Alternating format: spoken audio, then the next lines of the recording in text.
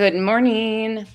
So I didn't know if I was going to actually see you guys today or not, but the day has been crazy already. I've been up since 4 a.m. Cooper decided that he was ready for the pool guys to get here at 4 a.m. Wednesdays, they always have like 10 minutes, and the pool guy has not been here yet. So just know you will hear demons shortly. They have some irritation. See, I just said it. All I had to do was say it, and Hank's already growling, and he's not even here. So you're going to hear them. I will try to hear him. I just said the pool guy, and he's not even here. But Hank's like, so right now they're quiet, but they won't be. But yeah, it'll be interesting. They get really loud, so be prepared. I will try to take you guys in another area while they lose their minds over the pool guy coming. For some reason, they just have to give him a scare for his life every Wednesday. They like watch. Mercedes girl, I'm going to do that tomorrow. So we have chaos going on right now. My niece is here, or our niece is here visiting, and Kenzie and I have a concert tonight. Tomorrow we have dinner with the family and my niece, and then Friday my sister comes for a week. So it's wild. My world is just insane right now. But I decided to shampoo carpets tomorrow because we have also decided we had a roll-off dumpster. Kyle is going to be redoing our bathroom, like the shower area, because we have a leak. So we have a roll-off dumpster. So for some reason, from the weekend on, we have decided that everything in the house needs to be gone through and thrown away. We've already pretty much filled the roll-off dumpster, and none of the construction projects have started yet. So it's a mess over here, but we're all hanging on. I had a special request a while ago, and I put it on the back burner because I was like, I've reviewed portions of this live that she did before, but considering what's going on now, I think the timing is perfect because this is a great indication of what Julie's personality is like when things go her way. Good morning, everybody. Bear with me over the next couple of weeks. We will be on early morning, late night, middle of the day. Who knows when you guys will find me? So just kind of, yeah, who knows when I'll be on? It's just life. We've got a couple clips I want to play, and then we're going to get into this live stream. Won't be a super long live, but a great reminder. She does have filters to go with those personalities. That is for sure, Bog. Another thing, after our live stream yesterday, I don't understand what's going on. There is a lot of noise. Like I said, drown out the noise. That's just noise for no reason. I don't know why they continue, or people continue to try and claim that they were accused of or expected to, or yeah, it's a bunch of fucking hot air, because that's never been the case. Me, speaking for me and majority of my chat, never ever expected creators such as Granny, Clue, anybody to call Julie out. That was never what it was about. And that whole narrative that's being pushed is still blowing smoke up people's asses. Frankly, that's completely off base of what's going on. Actually, people were concerned that the situation current time would be what was on the horizon. And that includes Julie crashing out over her coworkers not supporting her. And if you think I'm full of shit, hold your horses, because she is so upset about her coworkers, aka friends, embarrassing her, smearing her, not defending her after she got to sit for weeks on end. She is not having a good time, and she is extremely upset and very vocal about it. And she is absolutely catching that they are trying to pacify her to keep her content. It's a mess, but we all know how that goes. In time, things will be where they're at. And it's going to be a shit show. But the whole narratives that have been spun that there's some sort of like cancel Clue situation, no, that's not it. This was never an expectation for any of them to get involved. In fact, they wanted nothing to do with it. But then they involved themselves in everything, and somehow it became all about them when Julie versus BJ is Julie versus BJ. And listen, I'll say it again. If my coverage proving Julie is a liar helps BJ, if that's what you want to cycle in your head, then sit there. Obviously, it's not helping BJ. It never would help BJ because you've got to be proactive on the other side. And not once have I done this. This narrative that I'm working with people. I'm a grown fucking woman. I'm going to go in what chats I want to. That whole shit needs to stop.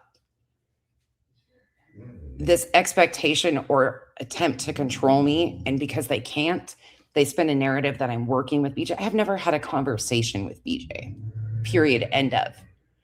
Outside of a panel. Okay, I hear you, Grandma. Not at all. But that's not going to be something. The whole thing of, oh, be careful, she's working with Jay. What are we working on? What exactly are we working on? And it's weird to see the people that are so vocal about me being in Jay's know that Jay didn't do half the shit she was accused of, but they're still having a fucking freak out because God forbid I can coexist in a chat, especially when I can't even see fuckers that are in the chat. Don't try to control where I go when you sit in chats. Body, I would love to know. I would love to know what working with. And do not have this expectation that you can control where I go or who I engage with when the same people speaking out the most are sitting in chats with the very people saying the most disgusting foul shit. And then they want to pretend. Sorry, gremlin.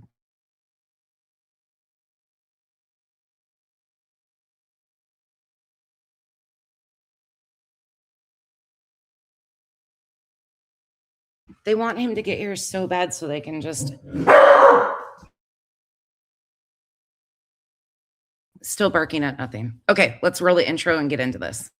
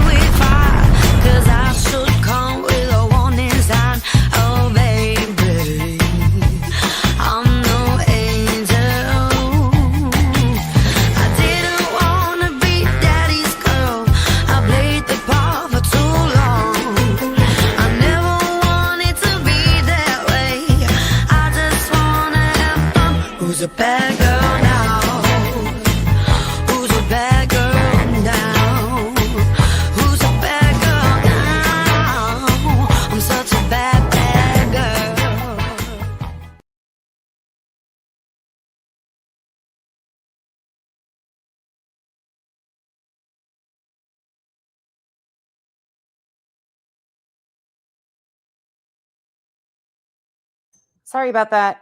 I was muted. Look, we're grown adults. You are all going to like and dislike certain things about different people. That should be understood and kind of just expected. But trying to control where others go because there's a conspiracy that they will never be able to prove is ridiculous. And then watching a bunch of grown folks completely buy into it is maddening. It's weird. And it goes to show exactly how these quote unquote half true crime creators that don't do true crime anymore, they are the true crimes in my opinion, can spin these narratives and create the wildest speculation in these cases. I'm seeing it firsthand. But the noise of the conspiracies and the insanity going on, it's noise. Period. End of. Do you not realize if they had something major, it would have already been dropped? The whole nonsense is working behind the scenes. Prove it.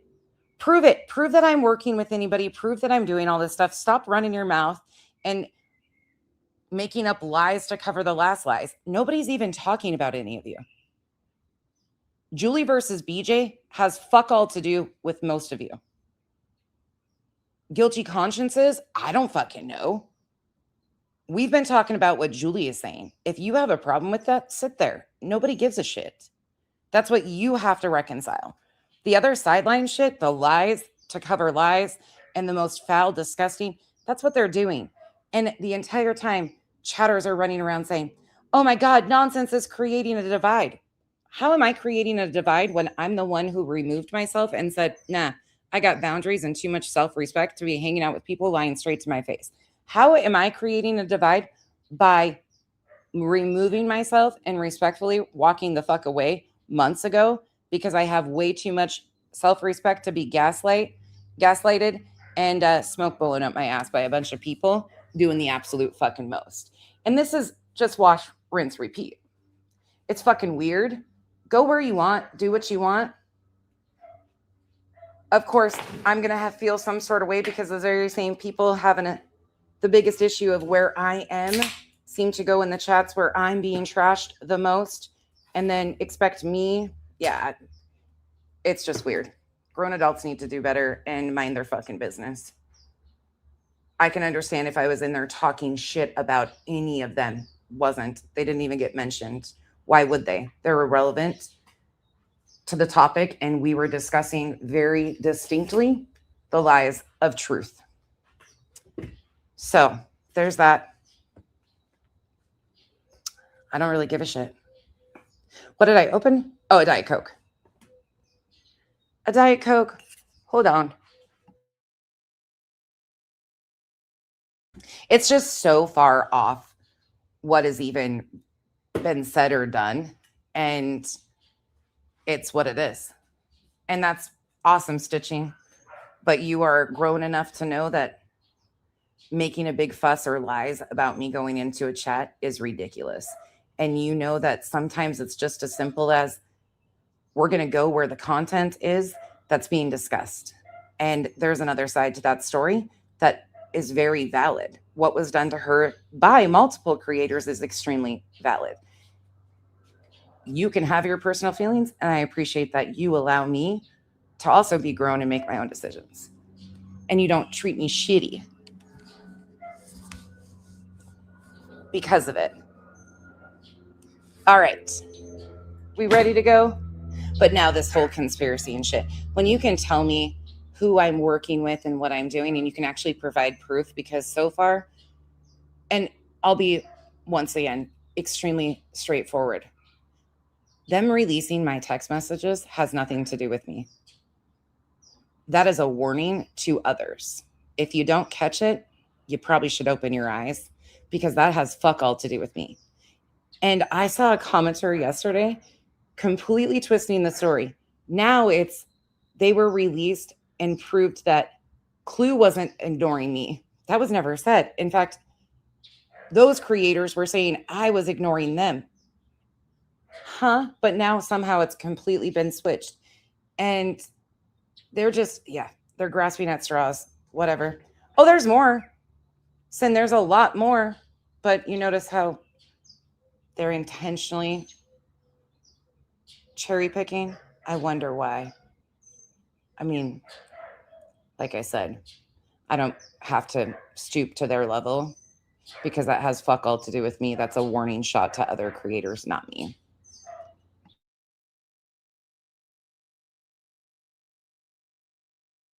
And they know, because I find that to be grimy as fuck. There's no need to do that. Like, that has fuck all to do with it, but that's just another like distraction that they can run with all sorts of shit. That's why they're adding to, oh, nonsense was trying to get them in fuck shit. No, I wasn't. Never was. Trying to figure out what the fuck was going on. Misled on a lot of things. Yeah, for sure. Especially in the Jay situation, what happened with all of that, because she got blamed for things that didn't even happen. And until people can pull that back, which some will never, it is what it is. But they're going to have way bigger issues on their hand, because it's never been about me. Never once been about me. or my coverage of Julie versus BJ. The anger about my coverage of Julie versus BJ is as simple as some people want her hemmed up on anything for some reason. It's a revenge, it's a vigilante justice type situation. It's not about justice. If you think that misusing our courts and filing false police reports is some sort of karma, we'll never be the same. And I'm good with that. That's cool. If you think that this is acceptable to do and we're just going to look the other way because, that's what the courts are for, I have zero respect for you. And yeah, we're just never going to be in the same mindset, because I find that to be embarrassing as fuck that grown adults are justifying creators who intentionally bring themselves into shit over words, using our courts and clogging up our courts, but then screaming that they are there for victims. I don't understand it, but that's, what? The real Kells, there you go. That's sometimes all we have to do. All right, ready to go? Let's get going. So I'm going to start here because I thought this little piece was interesting. I'm not going to play it very much, just this one little particular part. This is from October of 2025. This is the 3-hour plus stream of her doing a mock RO hearing 3 days before Clue and Cletus's RO hearing.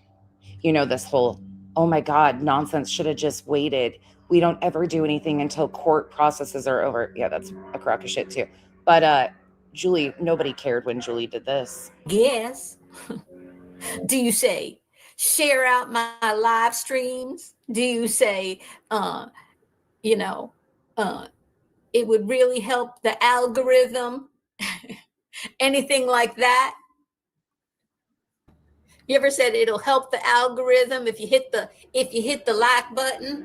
What do you mean when you say it'll help the algorithm?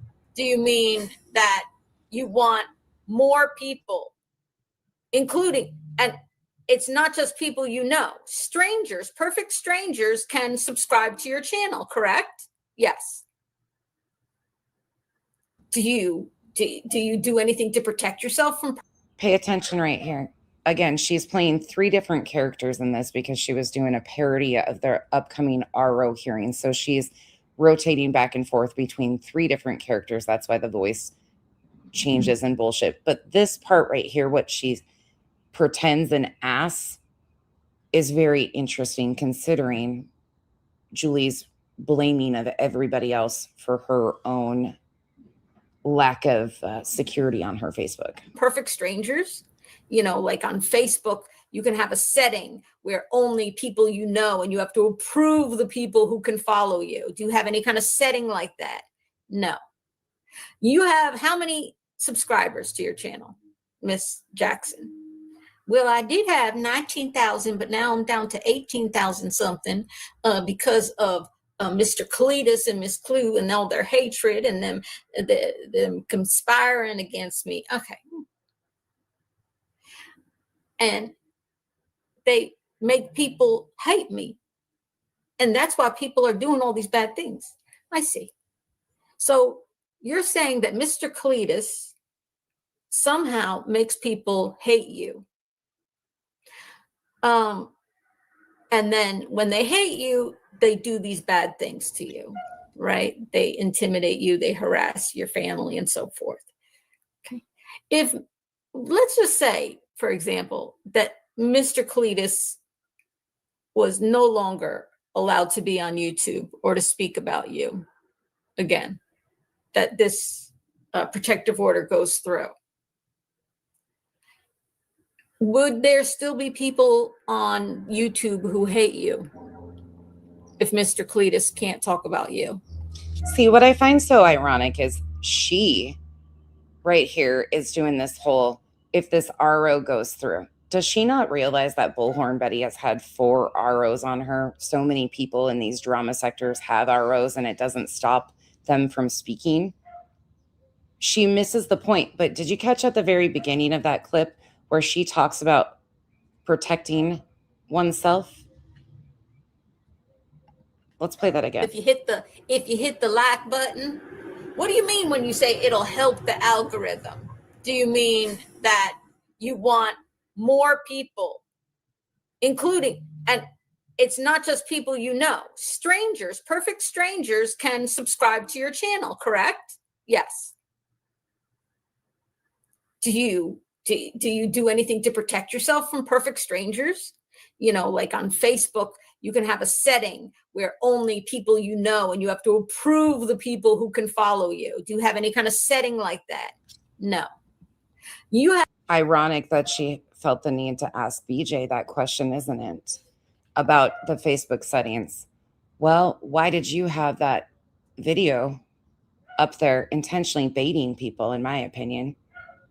Very interesting, if you ask me, that she recognizes that you can have all these settings on Facebook to keep strangers off your Facebook, but she does that. Speaking of Facebook, Beauty Bubble, whoever you are, which I don't care, frankly, you are an ex-post. Like, the ex-posts are fucking insane with their little AI summaries. I mean, embarrassing to say the least.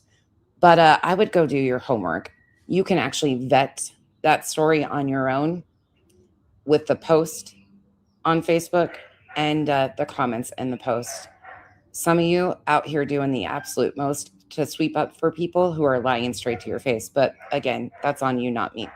Carrying on, Thibaut Michelle, I don't think this will change anything. I think Julie will continue, and I think other people think that this is a way for them to get money. I don't know. The legal thing, the LawCow stuff seems to be a growing trend, if you ask me. So I really don't know what's going to help. Stitching, thank you so much for being a member for 31 months and your continued support. A couple things I caught in the rest of this one that I want to play before we get into the main stream of today. And also, he was at home being homeschooled. Okay. And I initially wasn't sure if he was kicked out of school because, unfortunately, there are schools all over. Thank you for the hearts, everybody who kicked them out. Hi, Sassy Hound and Fiona. Oh, and for those of you that like the thumbnails, zoom in on the awards on the wall for this thumbnail. You'll get a kick out of them. That show I follow a couple people on TikTok that show the real life of profound autistic adults, and the ones that I follow, it's very real. Thank you. Be smarter. Why not? Yeah. Well, it's harder on YouTube to be honest about things because. Wait, what? It's harder on YouTube to be honest about things? You know why it's harder on YouTube to talk about drama? Hey, Charlie. You know why? Because you brought your advocacy for autism to a drama sector to kick parents of a missing autistic young man. That was a choice you made. You used your children as a weapon and shield in a drama community after attacking parents of a missing child who is autistic. Adults, and the ones that I follow, it's very real. Thank you. Be smarter. Why not? Yeah. Well, it's harder on YouTube to be honest about things because it's a different kind of platform, and it's just, I don't know, it's different. I've been really criticized on YouTube way more than I was on TikTok, maybe because I was more insulated with other autism parents. Sophia, thank you so much for the 5 gifted memberships. Welcome to the cabana. Thank you for the support. Sorry, you can hear the gremlins in the back. They're still prepping their voices for the pool guy. Welcome to the jungle. We got fun and games.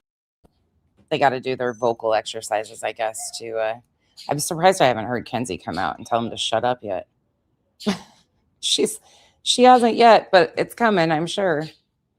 All right, back to this.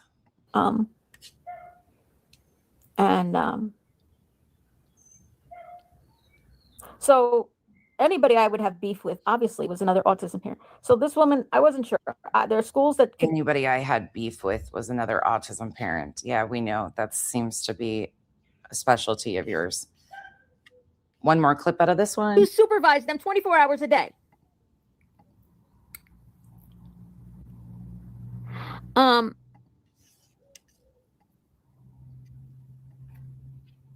Good morning, Okay, everyone. so bottom line,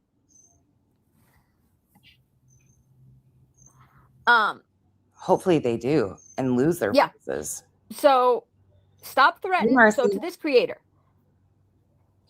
I know. stop threatening me. Not that you will stop threatening me.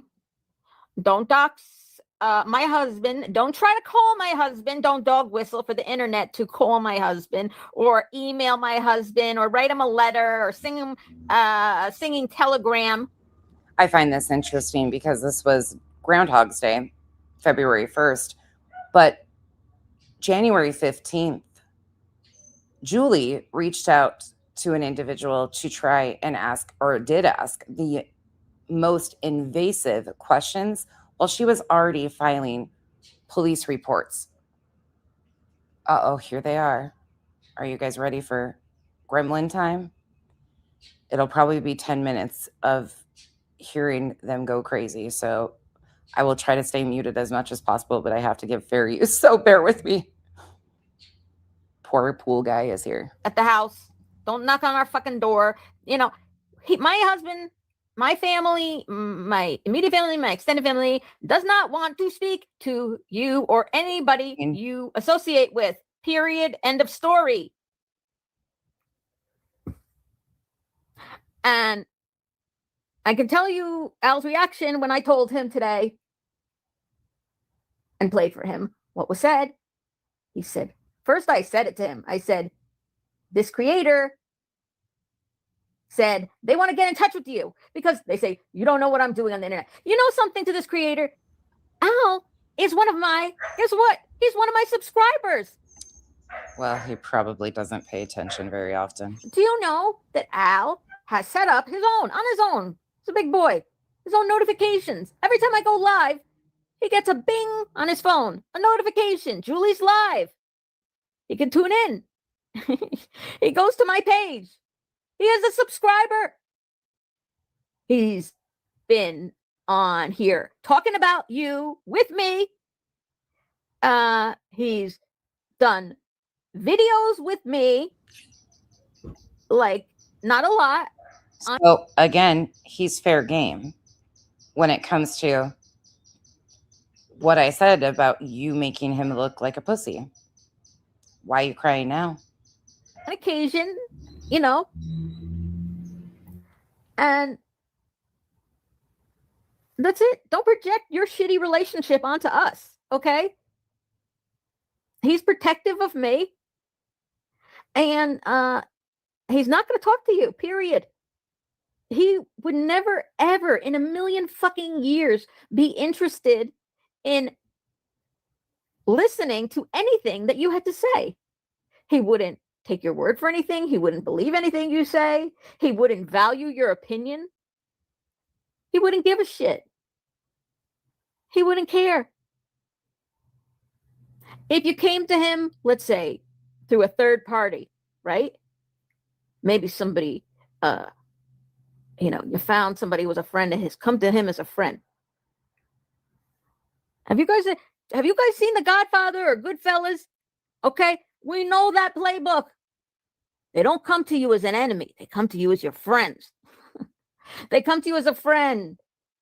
Remember that scene in Goodfellas with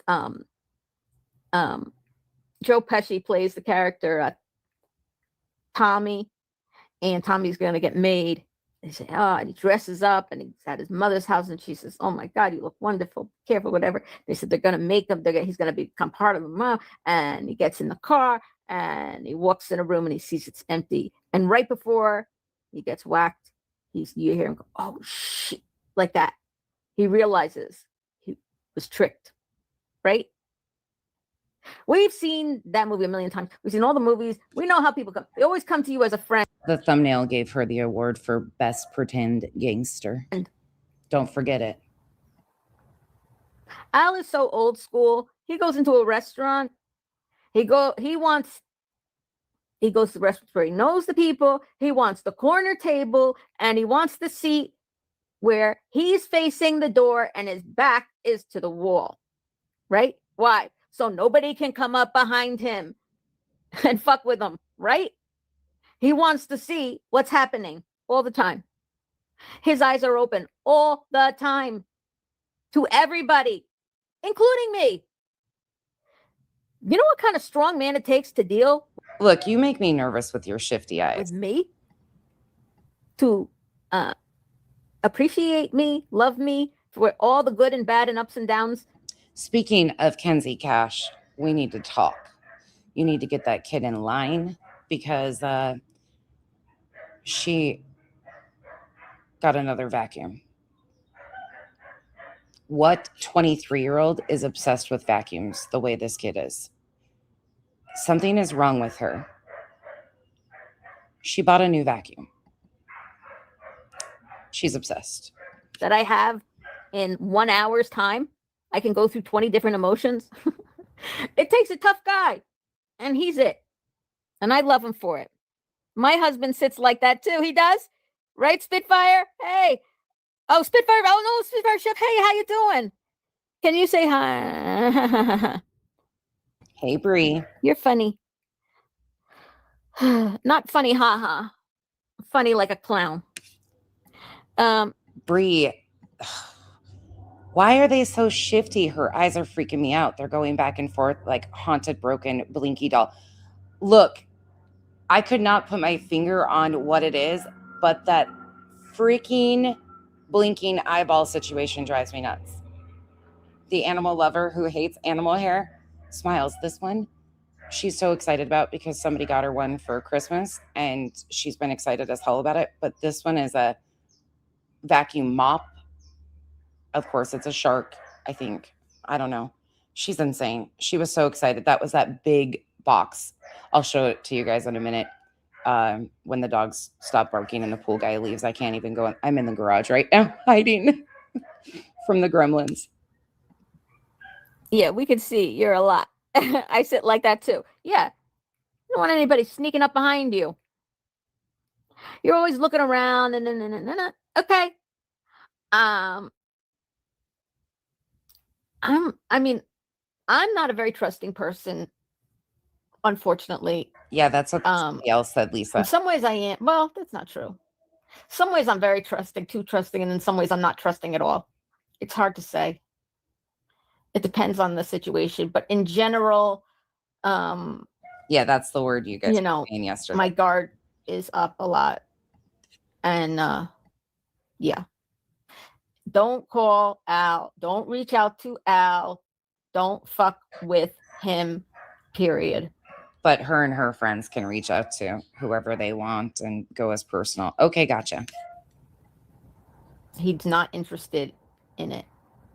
Now, if I vouch for someone, I say, Al, this is my friend. Well, then he will treat you like a king and queen. Any friend of mine is a friend of Al's, and vice versa. Any friend of his is my friend too. But if you were to hurt my husband, then you are my enemy. Same thing with Al. If you hurt me, you are his enemy. Not a place I would want to be, personally. He's like a very mild-mannered person, but he's also the kind of guy who's like, he bottles up a lot of stuff, and then one day that top comes off, and like he'll just like take it in, and then or he's just old school. Let's just put it that way. He's old school. That's it. I sit like that. Your heart is always in the right place. Aw, Spitfire Chef, you're so nice. Everybody, can I tell you guys something? You guys are the nicest, and I really appreciate you being here. Ay, annoying. And I hope you have a good night. And oh, fuck, Cletus is in here. Are you still here, Cletus? You still here? Were you here for my talk about and for the Reddit? Brittany threatened. Were you here, Cletus, when I was talking about Reddit? Brittany's threatening to read the Reddit post. I said, why the fuck would people want to wait for you to read it to them when they can just Google it and read it for themselves? My name is spelled the same way on Reddit and on TikTok as it is on YouTube. Oh my God, please stop with the fucking threats. So stupid. Why are you directing people to the Reddit thread? inquisitive minds would like to know. Haha, missed him. Gremlin, he's gone already. Okay, Hank, that was mean.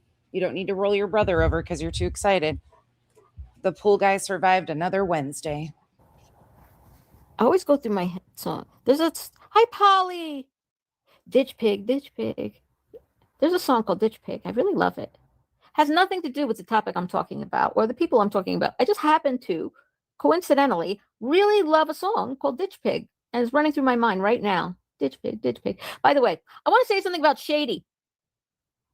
Finally, do you guys think the person who threatened to come to New Jersey, who had the handle was Torchy Blaine, BLANE 77, who threatened? Torchy didn't threaten to go to New Jersey. They basically said, if needed, they had $1,100 to basically represent themselves. I don't know what they were even talking about, but it was not that deep like she tries to make it out to be. Come to New Jersey and had $1,100, which is a weird amount, they said. I don't know what that was for. What the significance of 1,100? Is it for bail money? What is the significance of that amount about coming to New Jersey? Did you check airline flights? Like, what's the deal? And is Torchy Blaine 77 shady?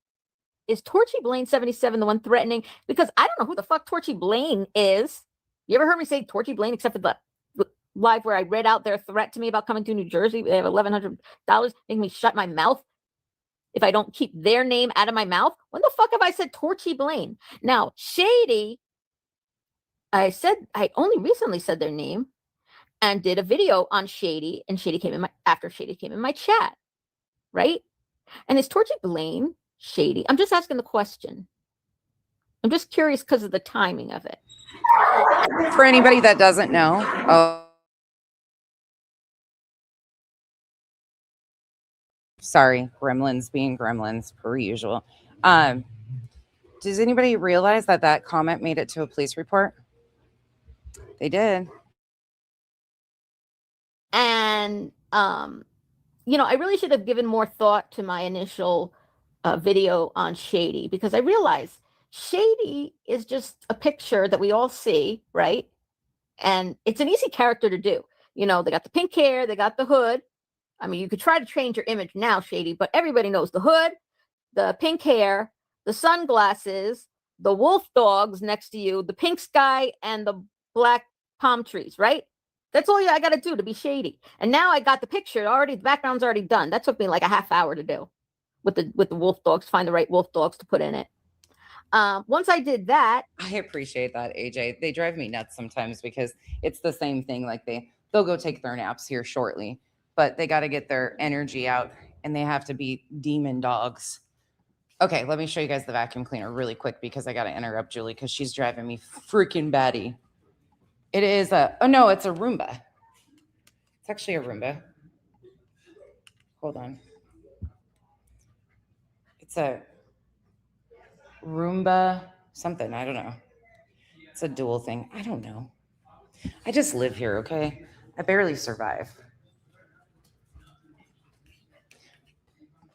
I got sent to bed so she could play with it last night. I got that, and by the way, I don't have to dye my hair, wear a wig, or anything. I got there's a pink hair filter you could use, and that's what I use to be shady. And I said I should have given it more thought because I could make Shady, because we don't know who Shady is. We don't know how they talk. We don't know how they act. We don't know, what their hobbies are, what Shady's hobbies are, what Shady does in their free time, in her free time. How does Shady spend her free time? What do you think Shady does? What do you think Shady's hobbies are? What do you think her little nuances and ticks are and stuff like that? Why does any of that matter? Why does any of that fucking matter? Oh, it doesn't. It doesn't matter. You just want to be weird. Do you think Shady has a lisp? Do you think Shady... Do you think a woman that has a master's degree in special education is going to be mocking people with a speech impediment? Oh, wait. Never mind. You don't give a shit. And I'm not a Shady fan by any means. Spits a lot and like Froggy does, Like, what do you think Shady, like what kind of, I could give Shady any kind of characteristic I want. and do videos of Shady being like doing anything, seeing anything, acting any way, right? Because they're shady. Their name is Shady. I know Slim Shady. Hold up. What do you think I should do? I could do like, I could make Shady like moonwalk like Michael Jackson. I could make Shady, I could have I could do a video of Shady moonwalking like Michael Jackson. I could have you know, Shady goes to I mean, you know, like, you know what I'm saying? Like, what does Shady do? Does she shoplift? Does Shady shoplift? Like, she goes into stores and tries to steal stuff? Like, or, you know, does Shady pick her nose? You know, she's got like a nose picking habit. What do you guys think? Or do you think, Are you regretting who you picked as friends?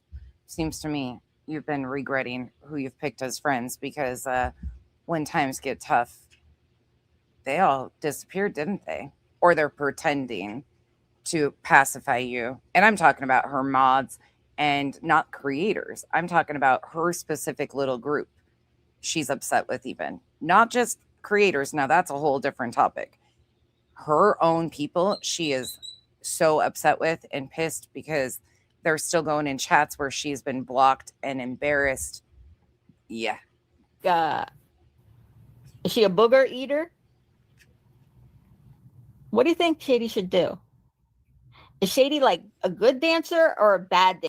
White Horse, you do not owe an apology at all. Please do not apologize. What they're doing with you and your one comment is absolutely ridiculous. Now, of course, they've made it out to be, these are all just noise and distractions from the topic at hand. And I apologize that you got pulled into it just like so many others have been. They're using you as a distraction. I don't know who you are. They lied about your account being a month old. They're just doing the absolute most, and you owe nobody an apology.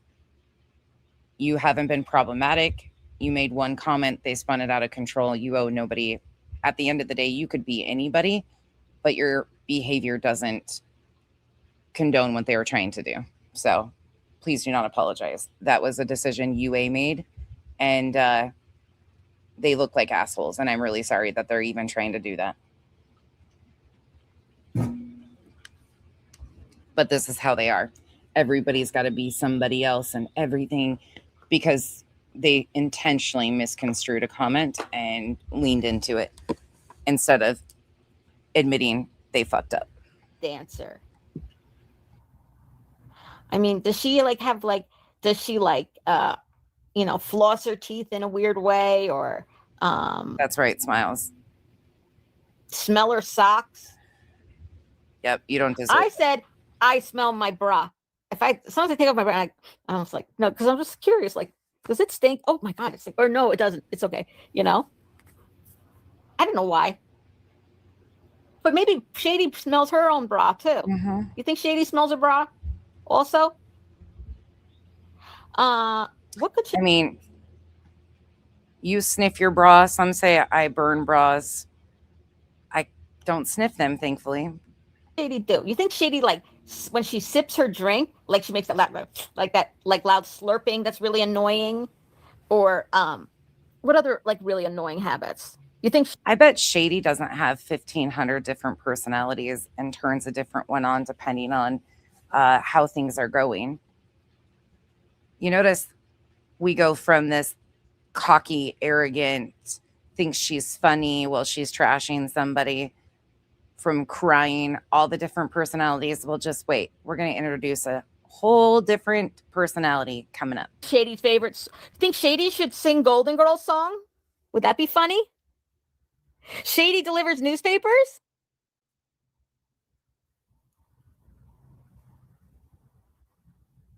Yeah, A what lot. is Shady like? Ellie, a lot. What kind of activity you think Shady does? Taekwondo?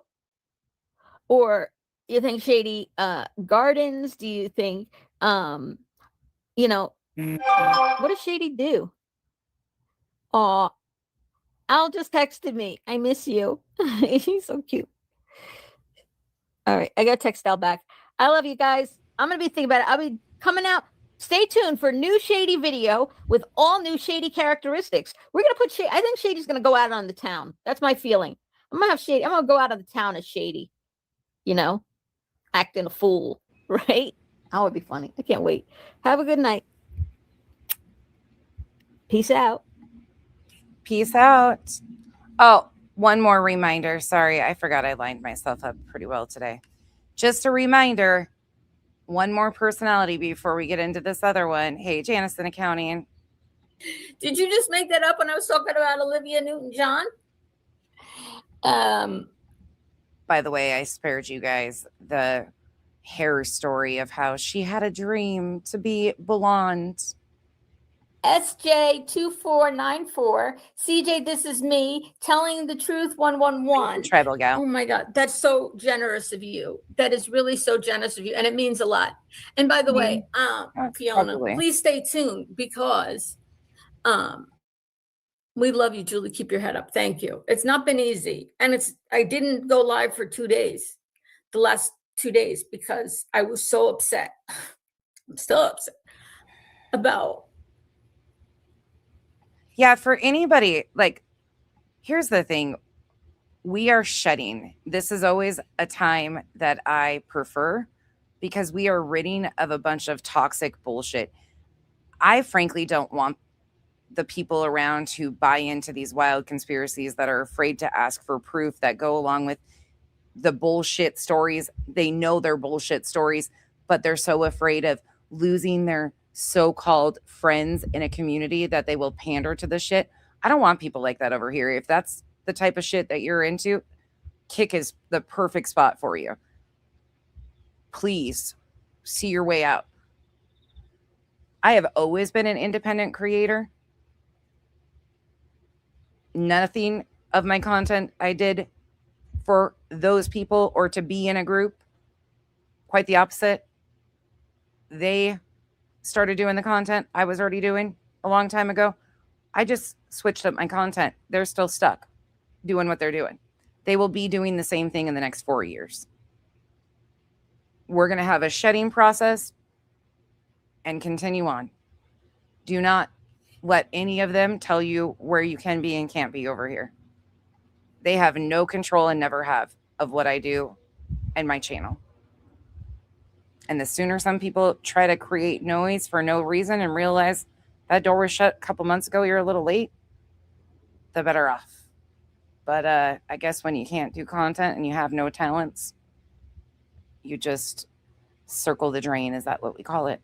Doxing my son, who is autistic, between level 1 and level 2. He has a disability with Me too. comorbidities. He has learning disabilities. He's not intellectually disabled like Spencer, but he does have learning disabilities. Stop apologizing, White Horse. It's no problem. My mods are amazing and handle all sorts of shit. So do not apologize. Hey, Mrs. Fletcher.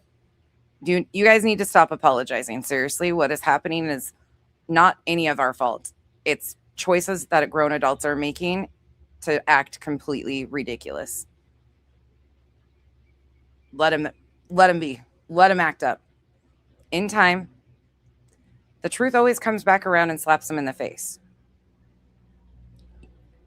You can't stop it.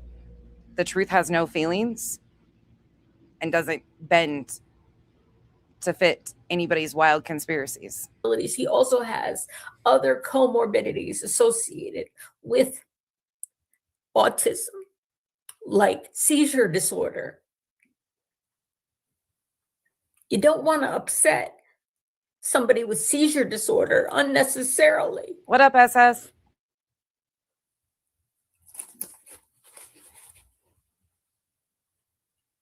Now watch how this works. And then Truth was doxxed. Truth's Hey, wife Pika. was doxxed. Who's angry, Dawn?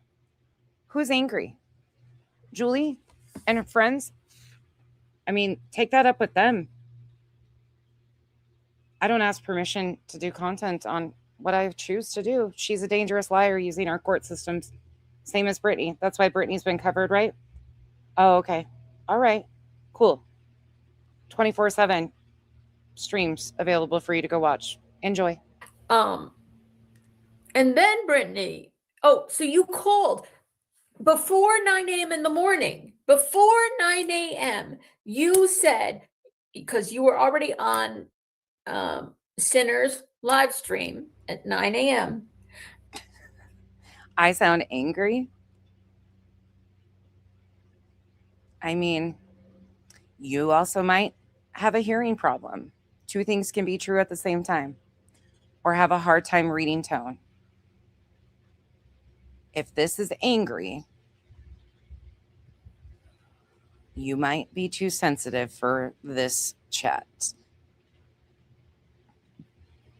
And you said you had already talked to your sheriff's department to warn them Right? about the possibility of me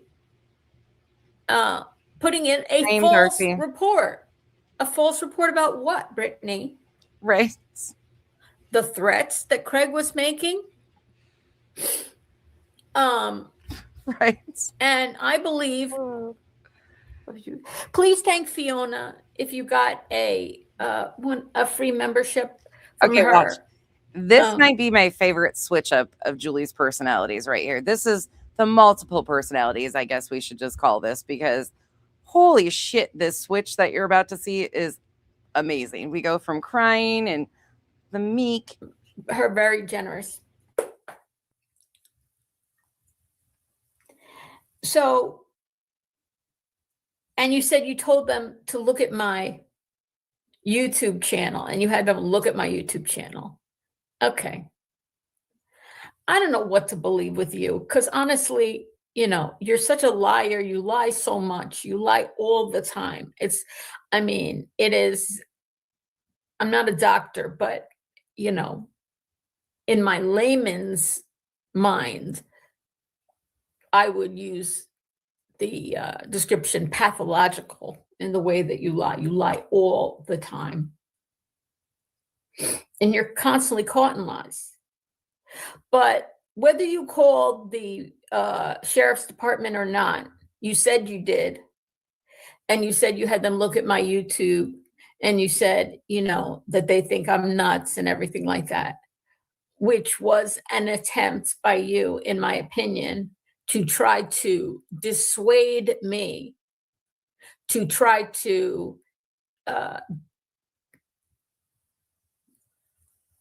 intimidate me into not contacting my police department about you and Craig, about the live stream you had done the night before.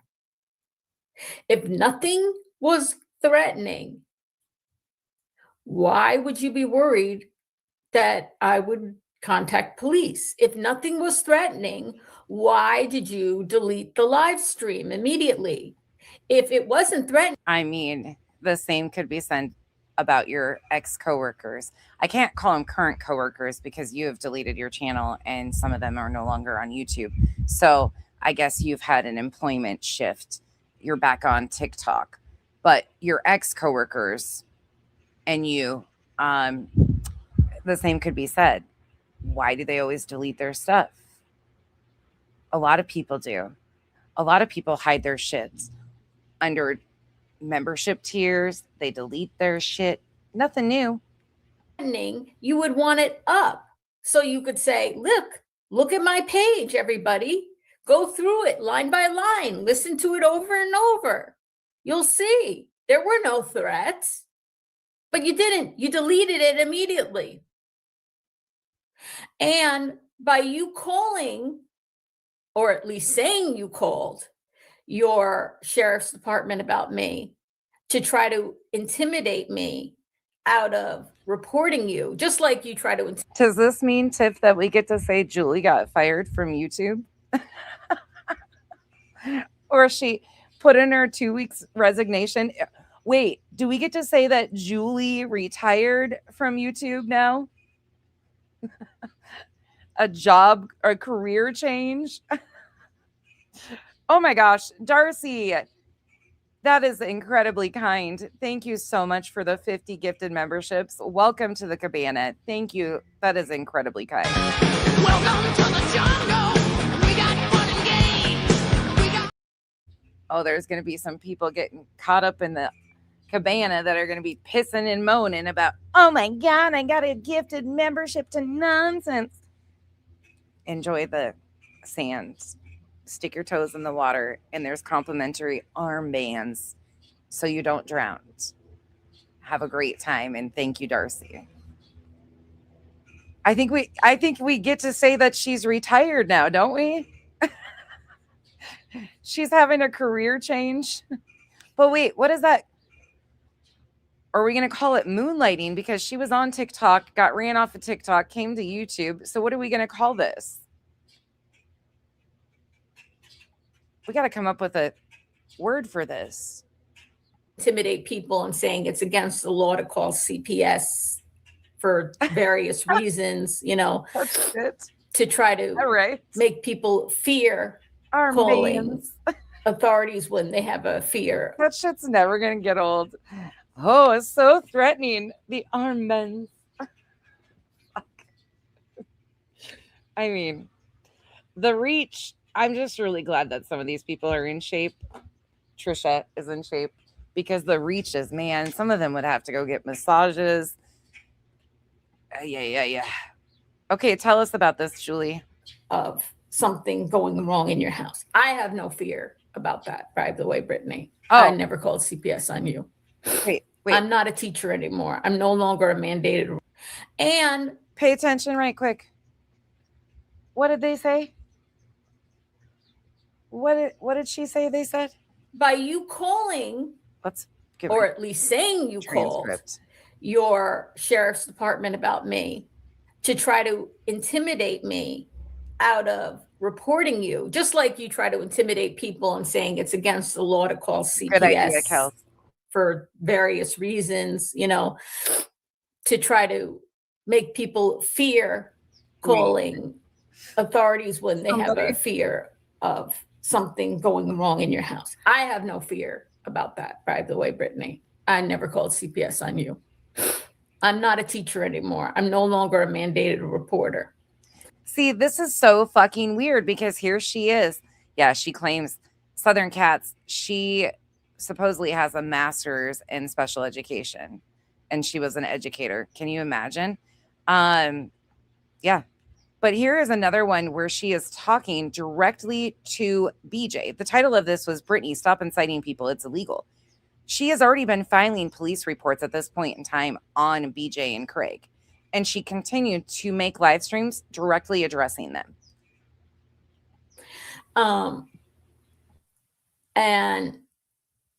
But you theorized, you and Sinner theorized, maybe it was me. And, you know, considering you're upset with me for filing a copyright strike on you, it's interesting that you guys would think I would do it when I have not been hiding anything that I've done. Nothing, including going to the police station and filling out police reports on both you and Craig, both of you separately.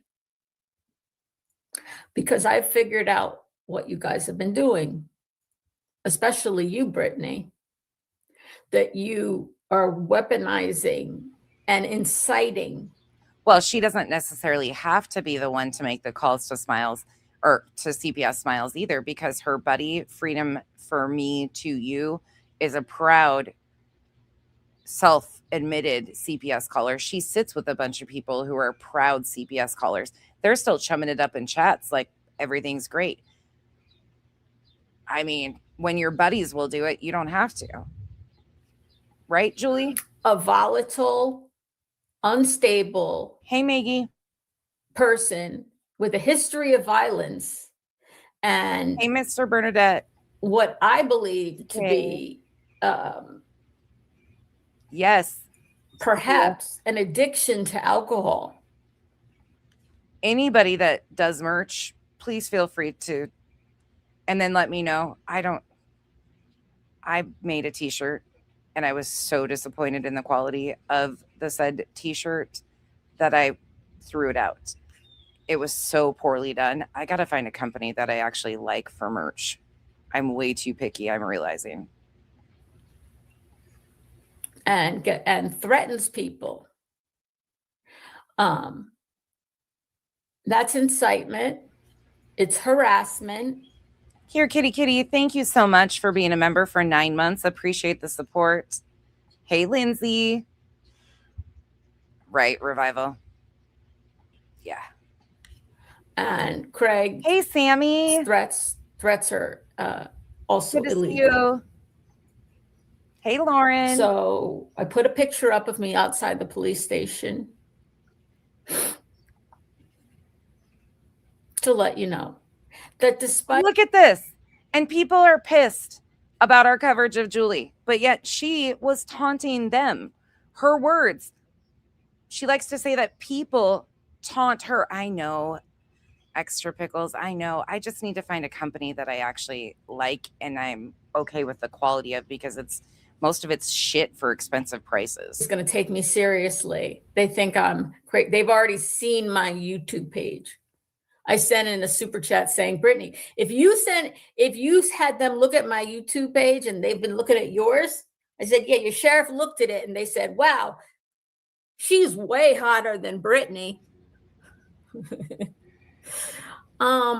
That's what she's fucking concerned about. That's what she's concerned about. I feel like this is incitement. This is harassment.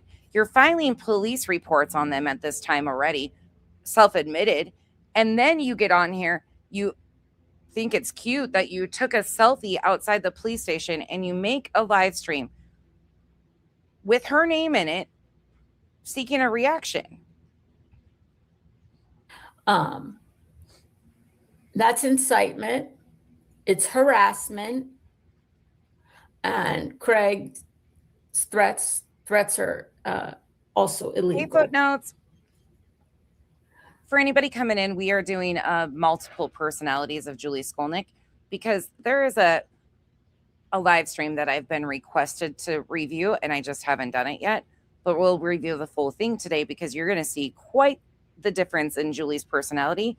And this is a prime example of when things don't go Julie's way, she has an absolute fit. But if she can control them to go her way, wow, she's got a whole different attitude. Christine, thank you so much for becoming a member. Welcome to the cabana. So I put a picture up of me outside the police station to let you know that despite you trying to discourage me from going to the police station, saying nobody's going to take me seriously, they think I'm crazy. They've already seen my YouTube page. I sent in a super chat saying, Brittany, if you had them look at my YouTube page and they've been looking at yours, I said, yeah, your sheriff looked at it and they said, wow, she's way hotter than Brittany.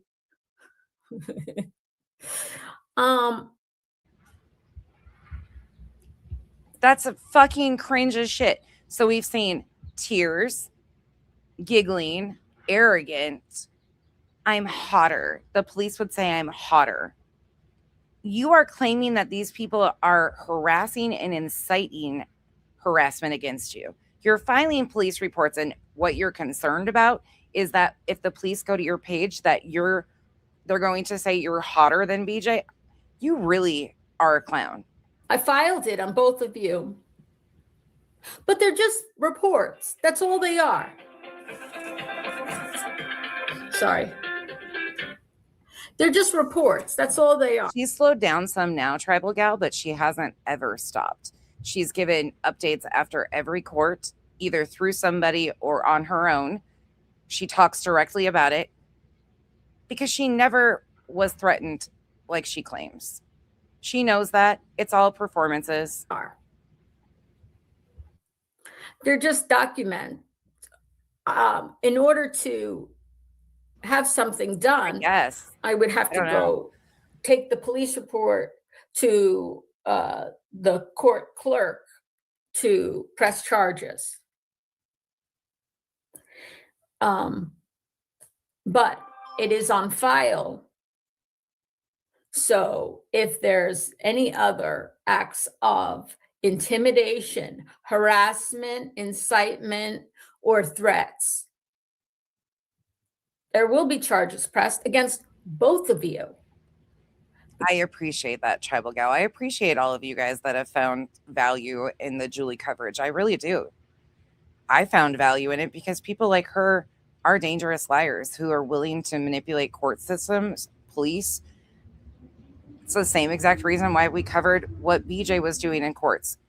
People who lie in police reports trying to get people hemmed up, courts, they do not deserve a pass. I don't care how much somebody dislikes. I don't dislike anybody in my real life that I would be okay with somebody getting charged with felonies and false police reports made on them. I'm thankful I'm not one of these people that can. I'm extremely grateful that I don't have that unchecked weird shit because it's got to be something else.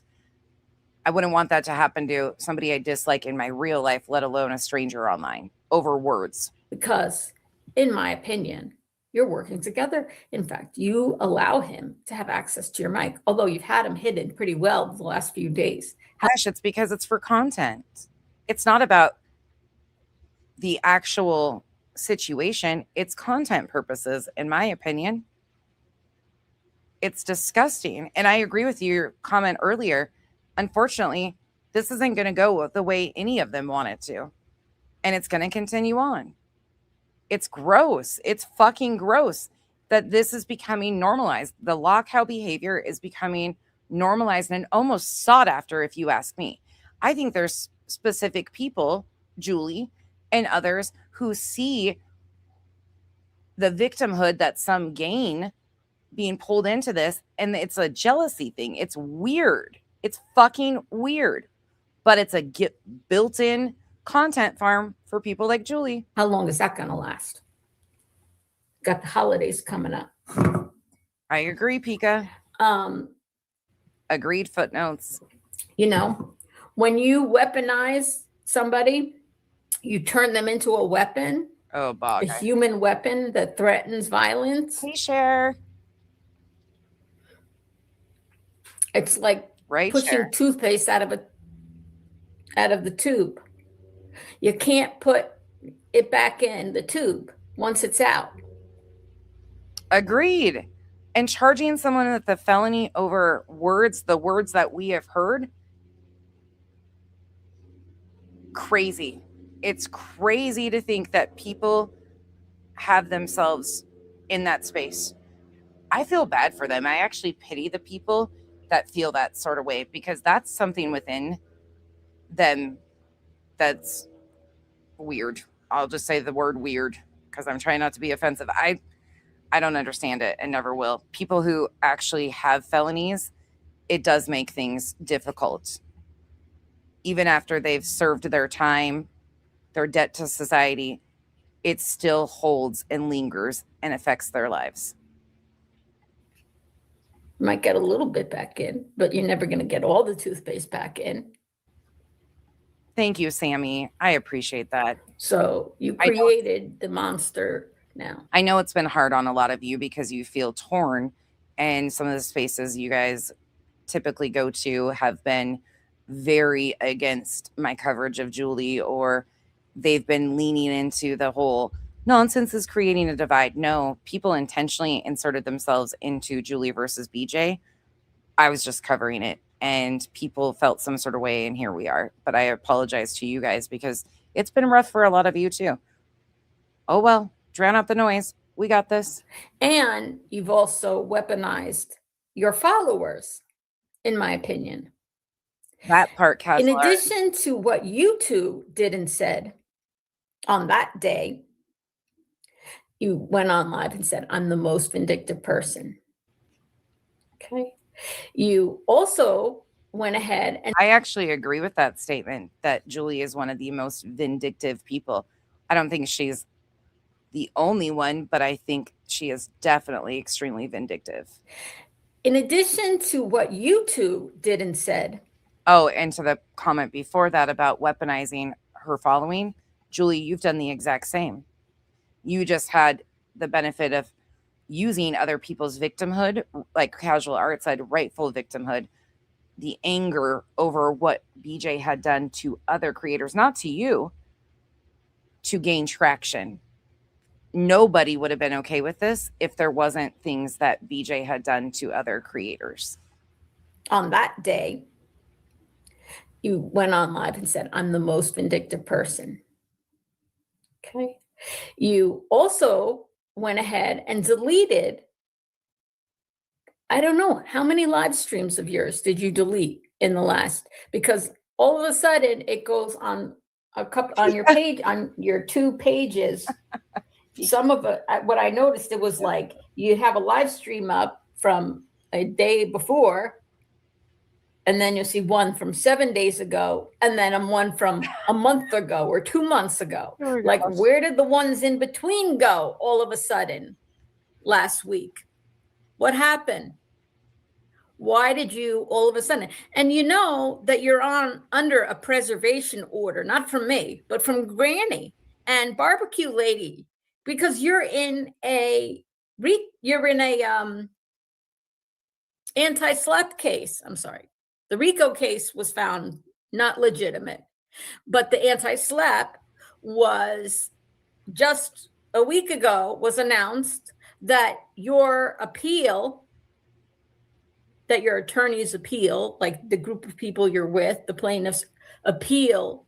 The 10 plaintiffs, somehow that's always forgotten about too. There's 10 of them, Julie. There's 10 plaintiffs against 2 defendants. To have the ruling reheard and overturned was denied. So, in other words, Granny and Barbecue have officially won, and you guys have exhausted all avenues of appeal. Pika. And I don't know Carl. what the backlog is with cases, you know, that we had a government shutdown and things like that. Typically, cases, once it's decided, would get scheduled within 3 months. I don't know if having a government shutdown when the courts were shut down impacted that, but I would imagine within the next 4 months, right? What's going on in Pennsylvania has absolutely no effect on BJ versus Julie. How she has used that constantly to try and like bring that up to justify her actions is weird to me, because they're not even similar in any capacity. The comparison that she always tries to make and constantly bring that up is ridiculous. But it's because she leans into other people's victimhood instead of her own, because she knows she has nothing. Right. That's what I'm really, Ash, it blows my mind. Something I've said over and over again. Why are the other 9 who hold more weight, in my opinion, overall, especially at night, who was the one to facilitate it all, often ignored in the conversation? And Julie does it all the time. She does not ever mention anybody outside of BJ being involved in the RICO. The strangest thing I've seen. Hey, knowledgeable idiot. 5 months, the most 6 months. But usually it's within 3 months. There will be a hearing scheduled to decide about damages and repayment of attorney's fees to the winners, Granny and Barbecue, from the losers, Could be the real you cause. and Tony Mathis and Betty and Seth and Nick the Hat Here she finally mentions that. and Hung and Chasing Crime. And This is the one and only time I've heard her mention the other plaintiffs. am I missing somebody? I can't remember. Everybody okay out there? You guys are like stunned. My chat. Nick the Hat, who was a mod of hers. Nick the Hat, who she was having phone calls with when they were rolling this injunction out. You know, the RICO that Julie was never against. Let's move along because this one is very interesting. Some of you guys probably have not seen this at all. This is the one that was a special request. And if you are not prepared for a complete personality switch, buckle in. So this is called The Verdict is in Julie's Court Today. This is from October of 2025. This is not to do with any of the BJ versus Julie stuff. This is a completely separate case. But this live stream in particular is very interesting. This was the special request. It didn't really fit previously. Some of the statements have, but it's fitting now. When things go Julie's way, this is the personality she turns on. Good morning. Good morning. Hello, Chroma Chronicles. It's so lovely to see you today. I hope you're having a good morning. It's raining here. I hope Yes. my internet doesn't have any problems. If it does, I'll switch to my mobile hotspot. But I'm going to give everybody a minute to come in before I share my news about court today. If you don't, Yes, it is, Bree. This is the one about her car accident. And this, we've watched bits and pieces of it. I've never played it all the way through. And people have requested I played this one because the things she said in this one about her court process is very intriguing to a lot. So this is why we are here. One more of the many personalities.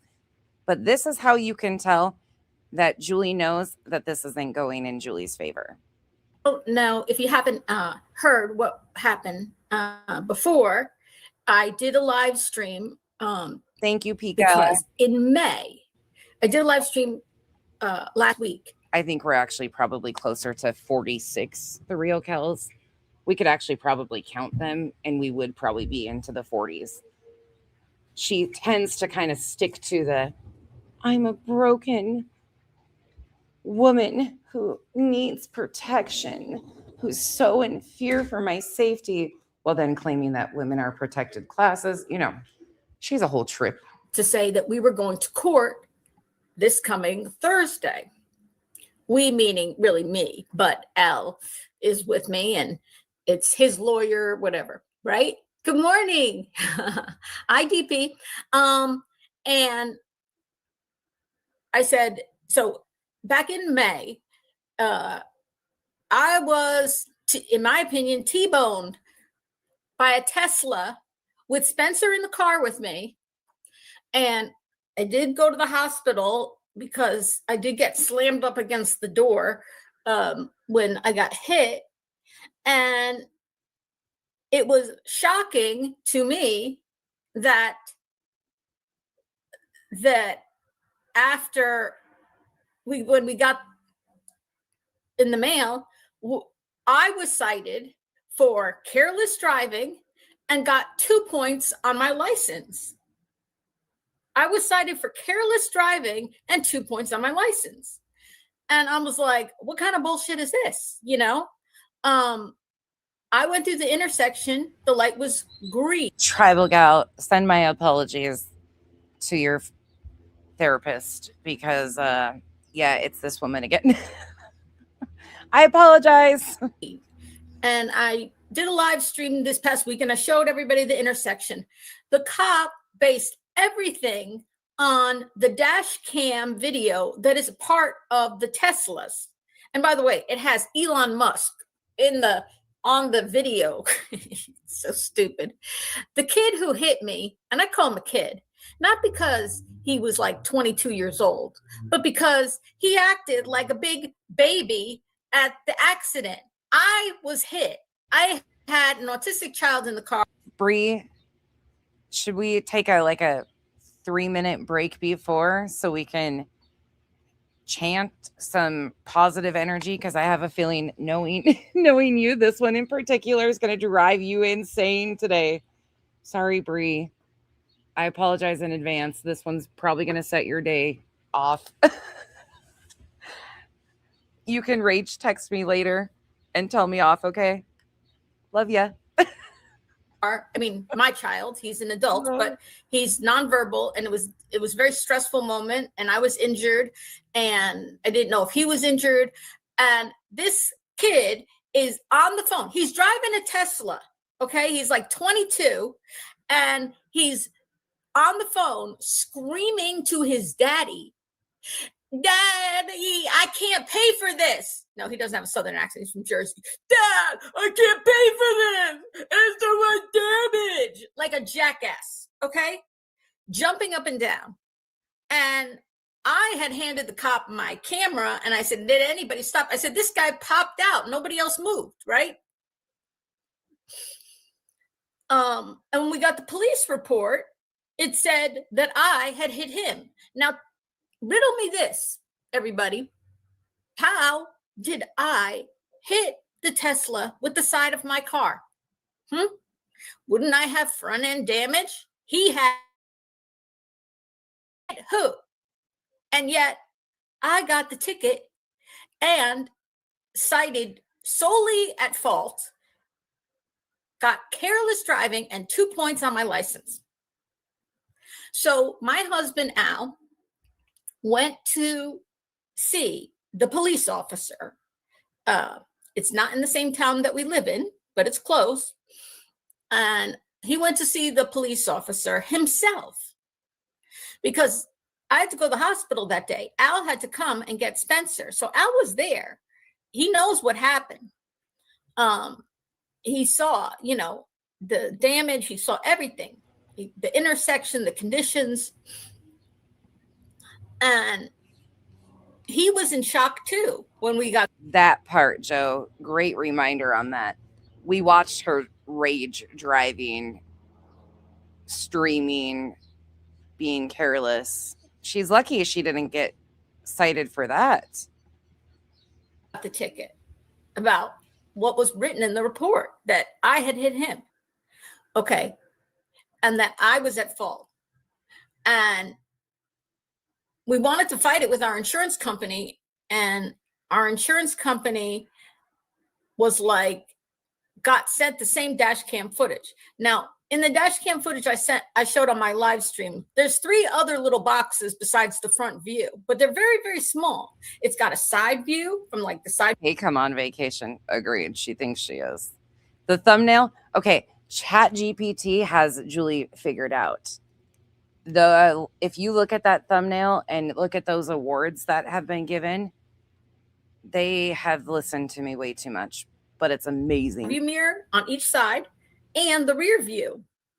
And when you look at those videos, it tells a very different story, that the guy was literally the whole time nose out and a no turn on red on a red light, Yeah, Sierra, she was screaming at me. Copyright struck me and was going off because I was playing a members only stream of hers, and she was losing her shit. So she drove to Dunkin' Donuts to get a glazed donut, and then proceeded to get back in her car and scream about terms of service violations driving down the road, reading her chat, which is highly illegal in New Jersey. All on live stream, screaming at me. No right turn.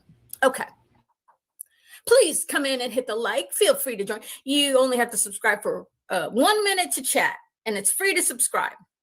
Okay, now let me tell you what happened today. Hey, KB. But I'm going to tell you the verdict. It's not going to be a long live. Okay, I'm going to get right to the point. However, first, I'd like to say that I named my channel, because of my book. It's called A Gangster in the Family, right? It's a true story. Roxy. I named my channel the OGs, the original gangsters, right? And I feel comfortable, not just because my relative was an OG. I think it's appropriate to remind people of what she looks like. Bobble, bobble, bobble, bobble, bobble, bobble, bobble head. Bobble, bobble, bobble, bobble, bobble, bobble, bobble, bobble, bobble, bobble head. Bobble, bobble, bobble, bobble, bobble, bobble, bobble, bobble, bobble, bobble head. Bobble, bobble, bobble, bobble, bobble, bobble, bobble, bobble head. Bobble, bobble, bobble, bobble, bobble, bobble, bobble, bobble head. You're going to see a lot of head bobbing today. She is really arrogant in this one. This is probably the most gangster personality of the lineup of multiple personalities. And I'm not saying that as a medical diagnosis, just an observation that she has more personalities than Starbucks has flavors of coffee. But because your little friend Julie here is an OG herself. Yes. And my husband, Al, is an OG too. And you guys are OGs. And don't you know what was going to happen when an Same. OG Sheila, same. is, has some injustice going on against them? She got ticketed for an accident she was obviously at fault for, and she calls it an injustice. They're going to play the game like gangster style. Okay, I'm not trying to brag too much here. Good morning, good to see you. I often miss the lives. Oh, Ember Dawn, I hope you're having a wonderful day, sweetie. Well, I'm having a great day. I'm having a great day because I started the day being with a ticket when I was T-boned and sent to the hospital with Spencer in the car saying I was at fault solely. I was hit by a Tesla driven by a 22-year-old. Do you think she went to the hospital for potential injuries or to cover her ass? Which is it? Because it doesn't sound like she was injured at all. So maybe a mental breakdown? I didn't do it. What's the girl from Willy Wonka? Veruca? That's what I need to turn Julie into. The entitlement is off the chain. Man baby calling his daddy who bought him the Tesla. I don't know. And that cop must have knew him or something. I don't know. I'm from Jersey. I live in Jersey. I'm from Jersey. No I live shit. in Jersey. We This get it. is the Soprano state. They call it the Soprano state, Veruca. right? You know, the Sopranos on TV. They don't call it the Soprano state for nothing. And when you go to anything in anything in Jersey, politics, law, business, you got to play it gangster style. Okay, you got to play it gangster style. You got to think outside the box, right? You got to plan. You got to strategize. Best show ever. You got to strategize. You got to think to yourself, how am I going to get this? Because you got to know that cops will never, ever, ever admit in court they are wrong. Never. Unheard of. Won't happen. 9M. Oh my gosh. Hold on really quick. 9M has been getting some great screenshots. Oh my gosh. That one looks good. Yeah. She really thinks that this is what she thinks she definitely is a gangsta for sure. Thank you, 9MM.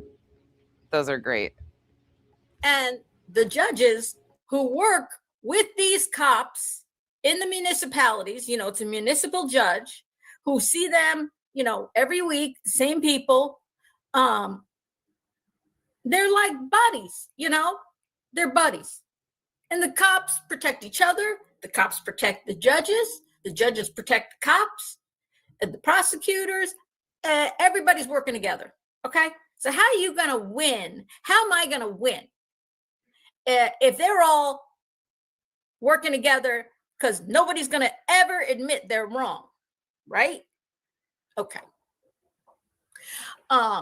So we have a lawyer.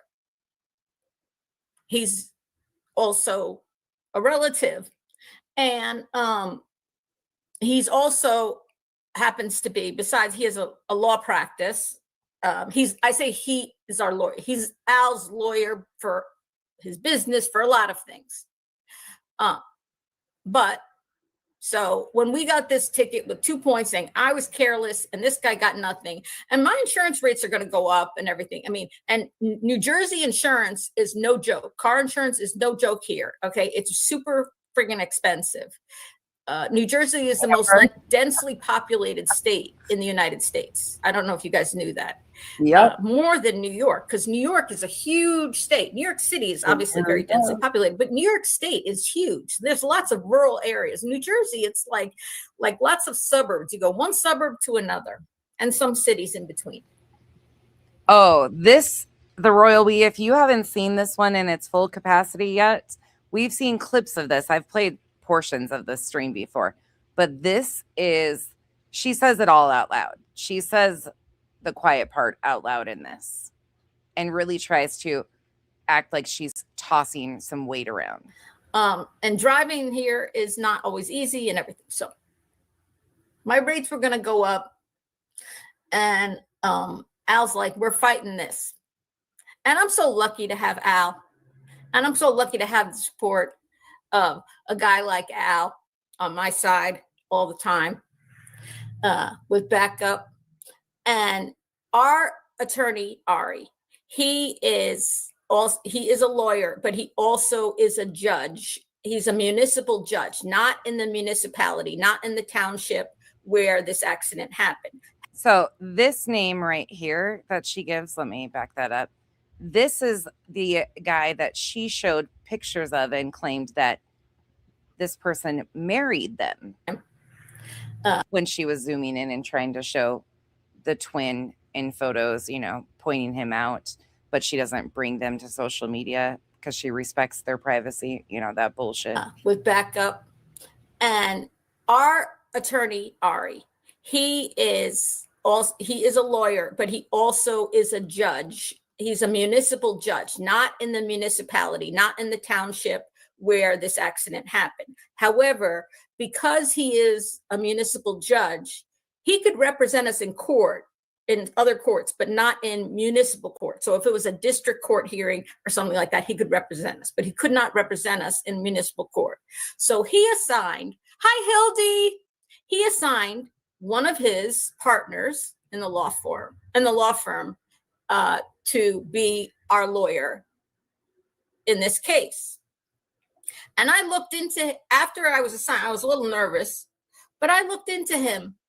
And I didn't say anything to you guys about this, but I looked into him about who he was, because I was like, oh, Ari's not going to be there. I don't know who this guy is and everything. And we had a meeting with him, a strategy meeting on Monday. And when I looked into him, I see we were like, oh, are you sure? He's like, he's your guy. He had a car accident, but I was cited as a careless driver, totally at fault, and got at least 2 points given to me on my license. And he said, he's your guy. This guy named Chris. And when I looked into him, I was like, oh, look at here. Look at here.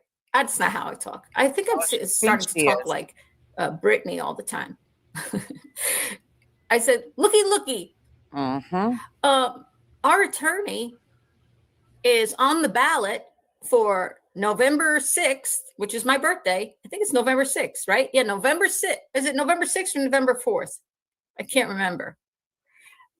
Is on the ballot for to be our state assembly person representing the town where I live and many other towns and the town where my court hearing is.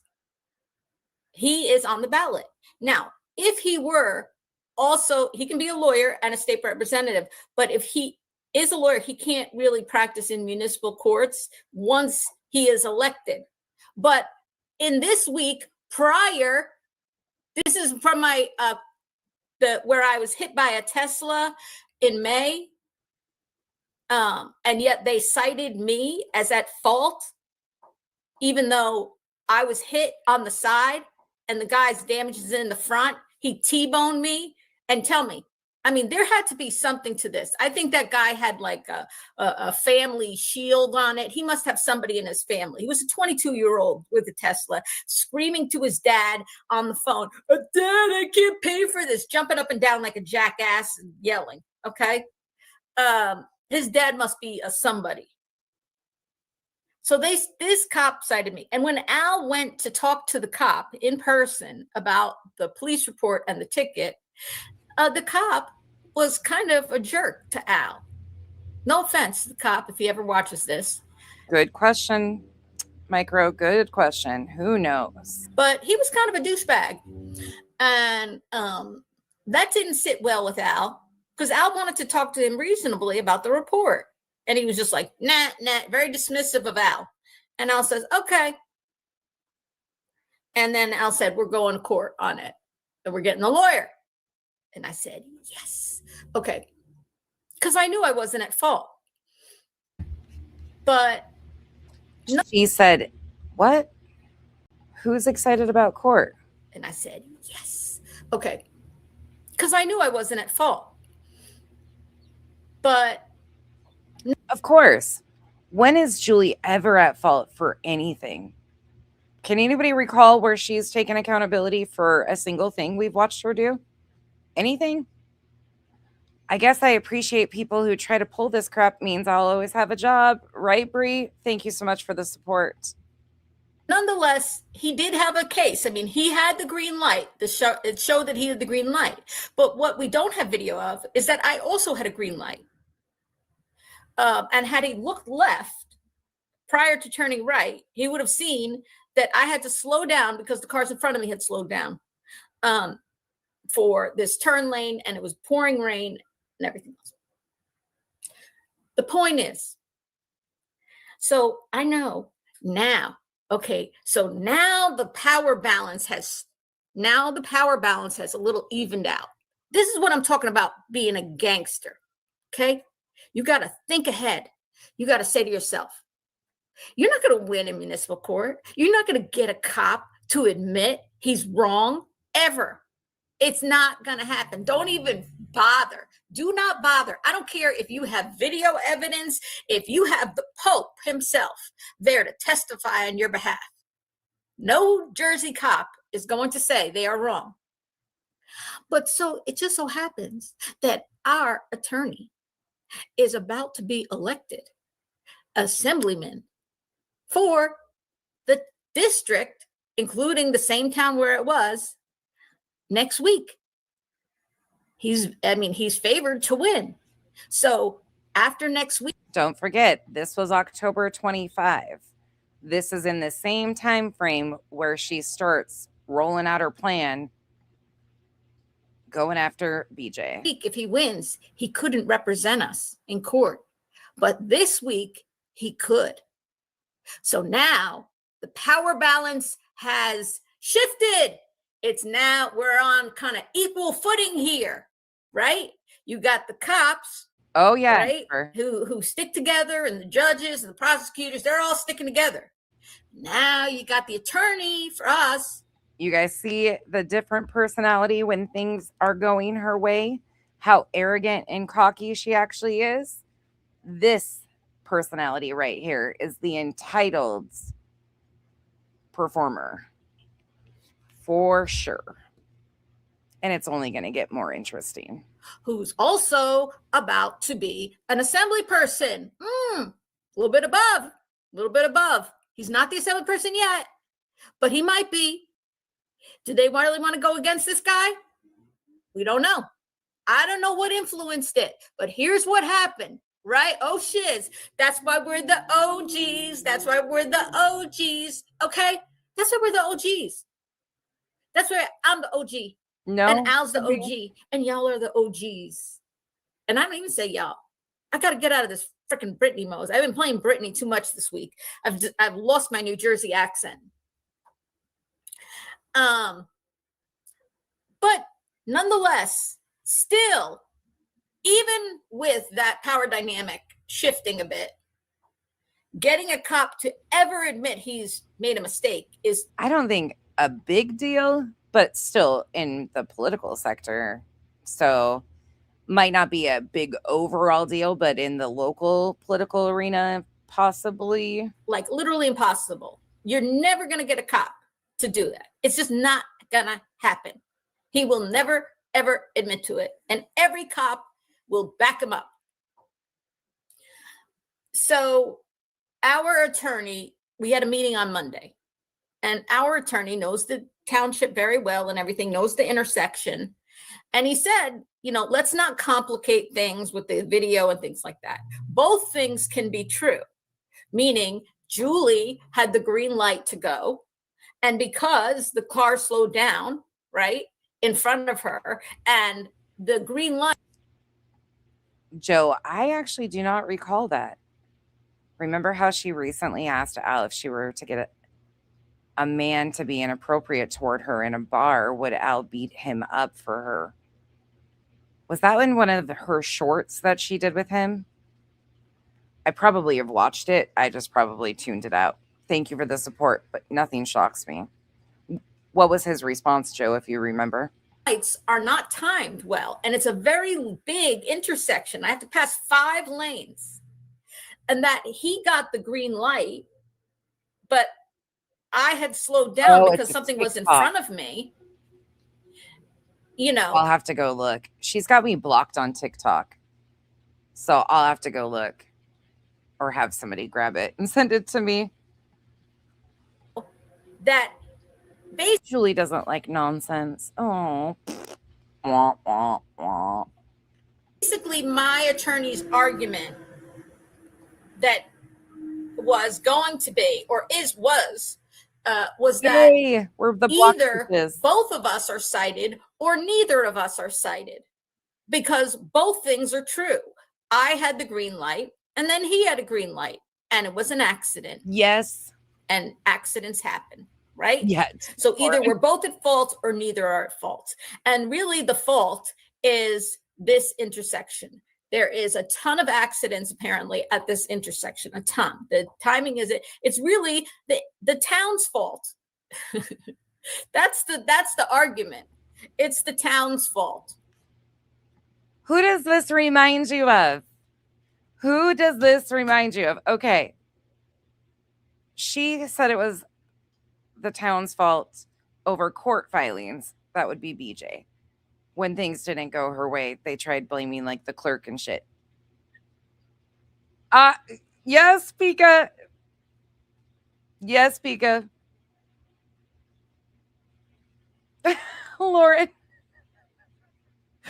Oh, Lauren. I was like, what the hell? This is why this was a special request. Her lawyer's defense was that she slowed down but didn't stop. Yes, exactly, which is why you deserved the ticket. You're supposed to stop. That's pretty simple, Brie, right? Thank you so much for the support. It's just her, Julie Skolnick. That's it. Hey, Gemma. The entitlement is off the chain. KB, they are so similar in ways with their stories. I don't know what to say anymore listening to this shit. Okay, it's the light's fault.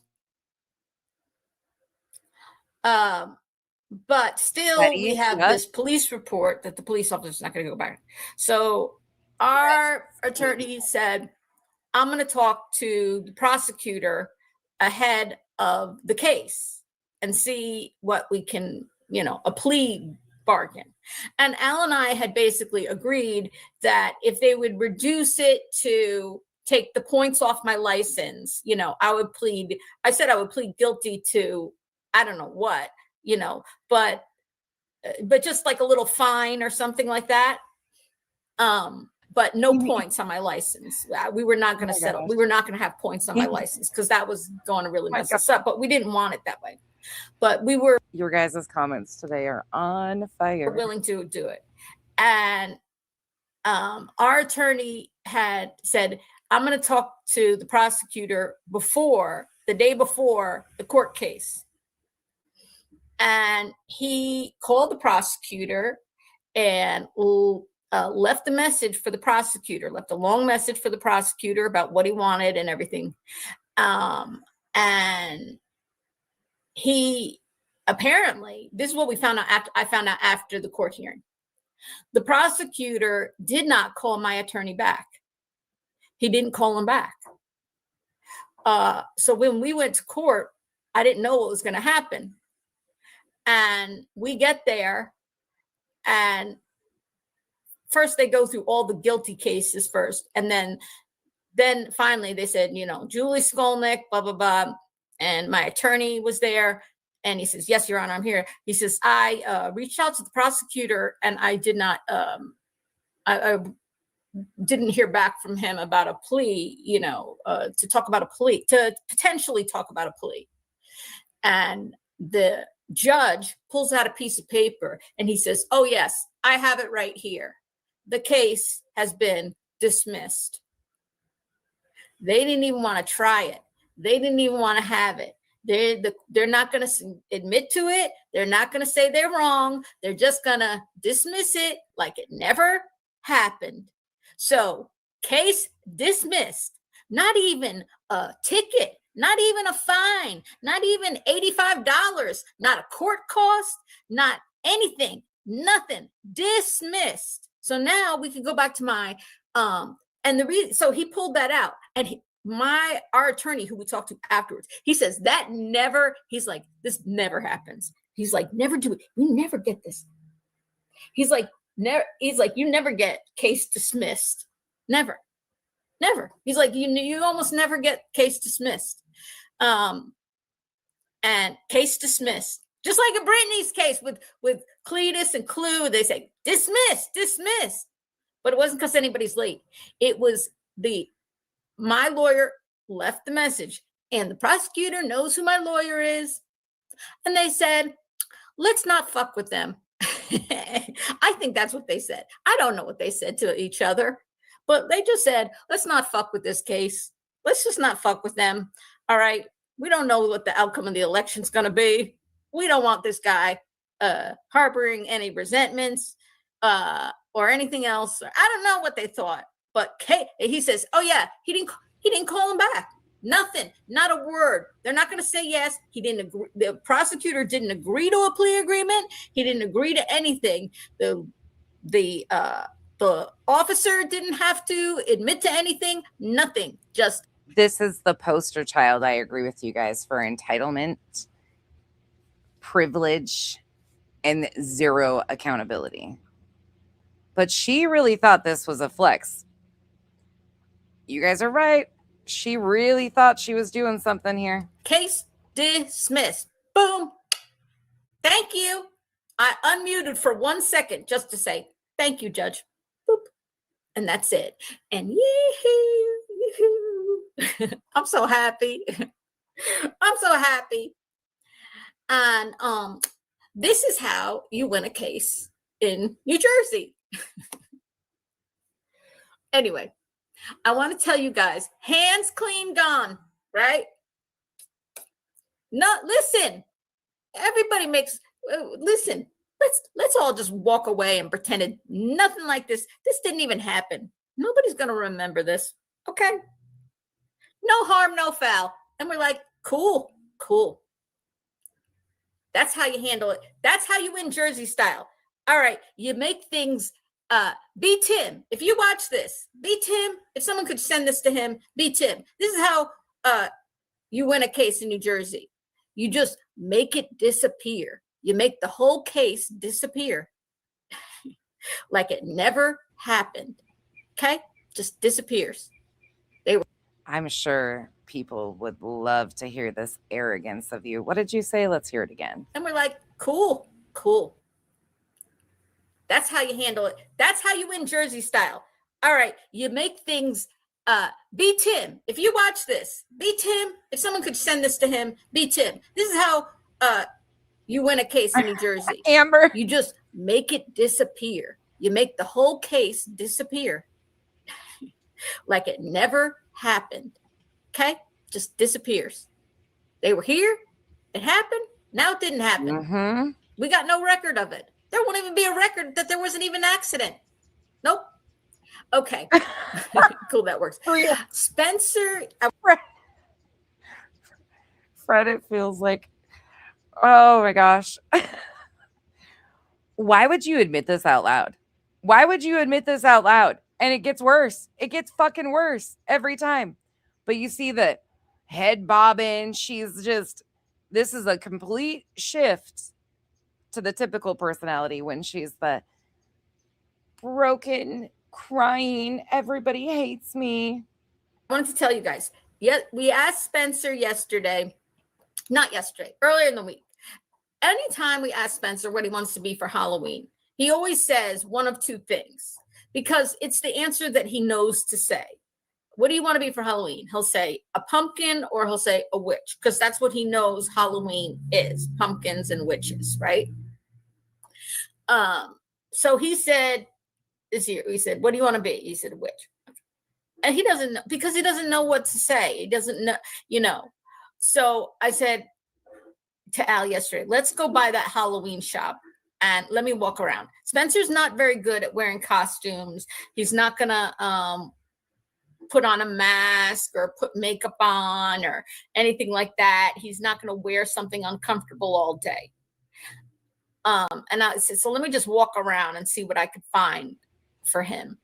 Sophia has just made herself as a character into Julie's next police report. Torchy Blaine made it. Sophia's making it with that one. They said, I'm going to be on a Dateline episode and studies being done. That's threatening. Patrol asser. Who said it? Well, somebody in a chat by the name of Sophia. It makes sense, right? Sure does. And you get a police report and you get a police report. And we came home and I got him two things. I got him the witch's hat, just in case he still wanted to be a witch, I guess. And I found this. It's an Elmo hat. Look, I'll put it on over my bun.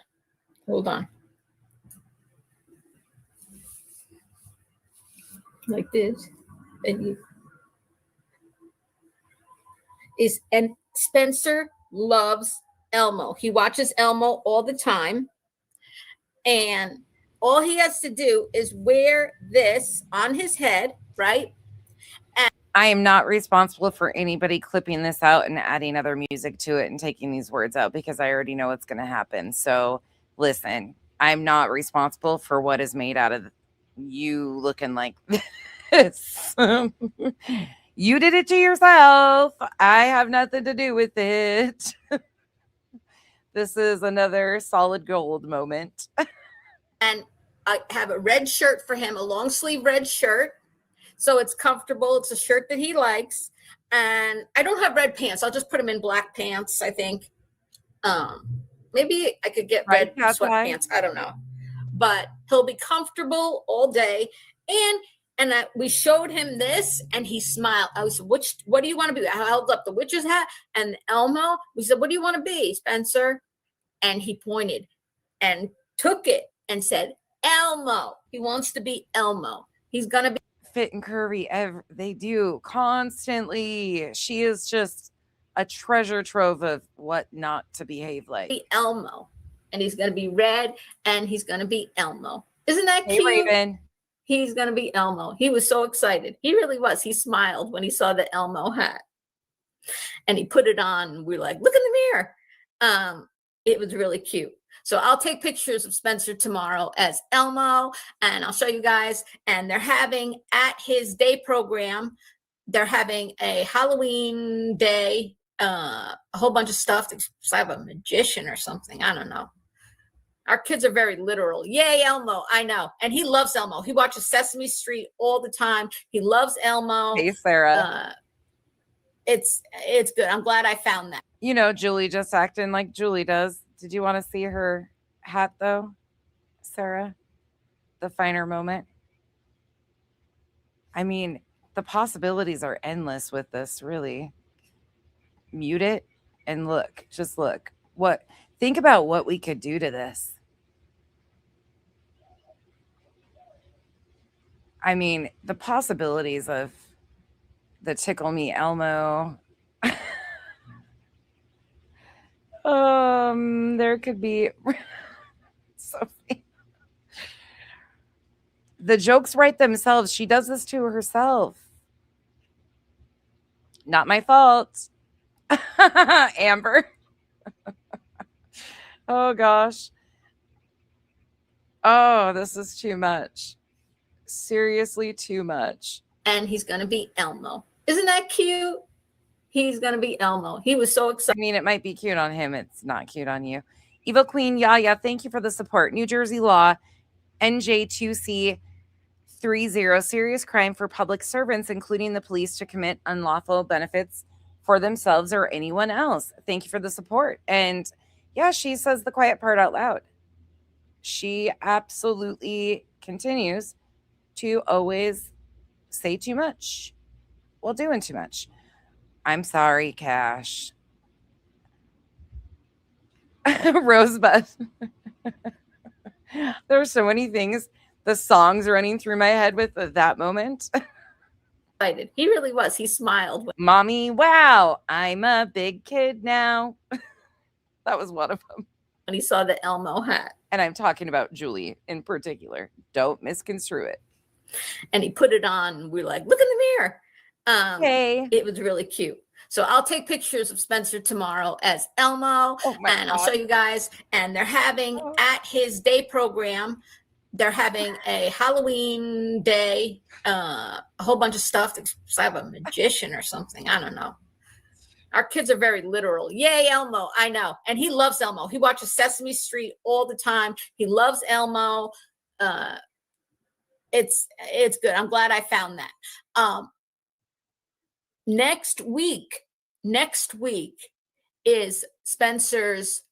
So tomorrow's the last day he goes to this program for the week before he has an entire 5 days, as hopefully he'll make it the whole 5 days at the new day. Extra pickles. C is for corruption. That's good enough for me. Program. Remember, he had that 1 day trial.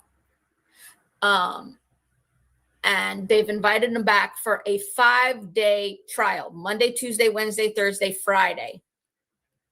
We have to drive him there and pick him up each day because, no transportation is arranged for this program. It's just a trial.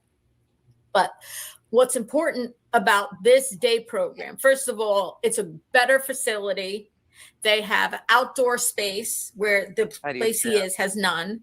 They have, very structured activities where he could thrive. It's enormous. They actually took over a Barnes and Noble. Like there's even an escalator in it. Huge. They made big spaces and everything.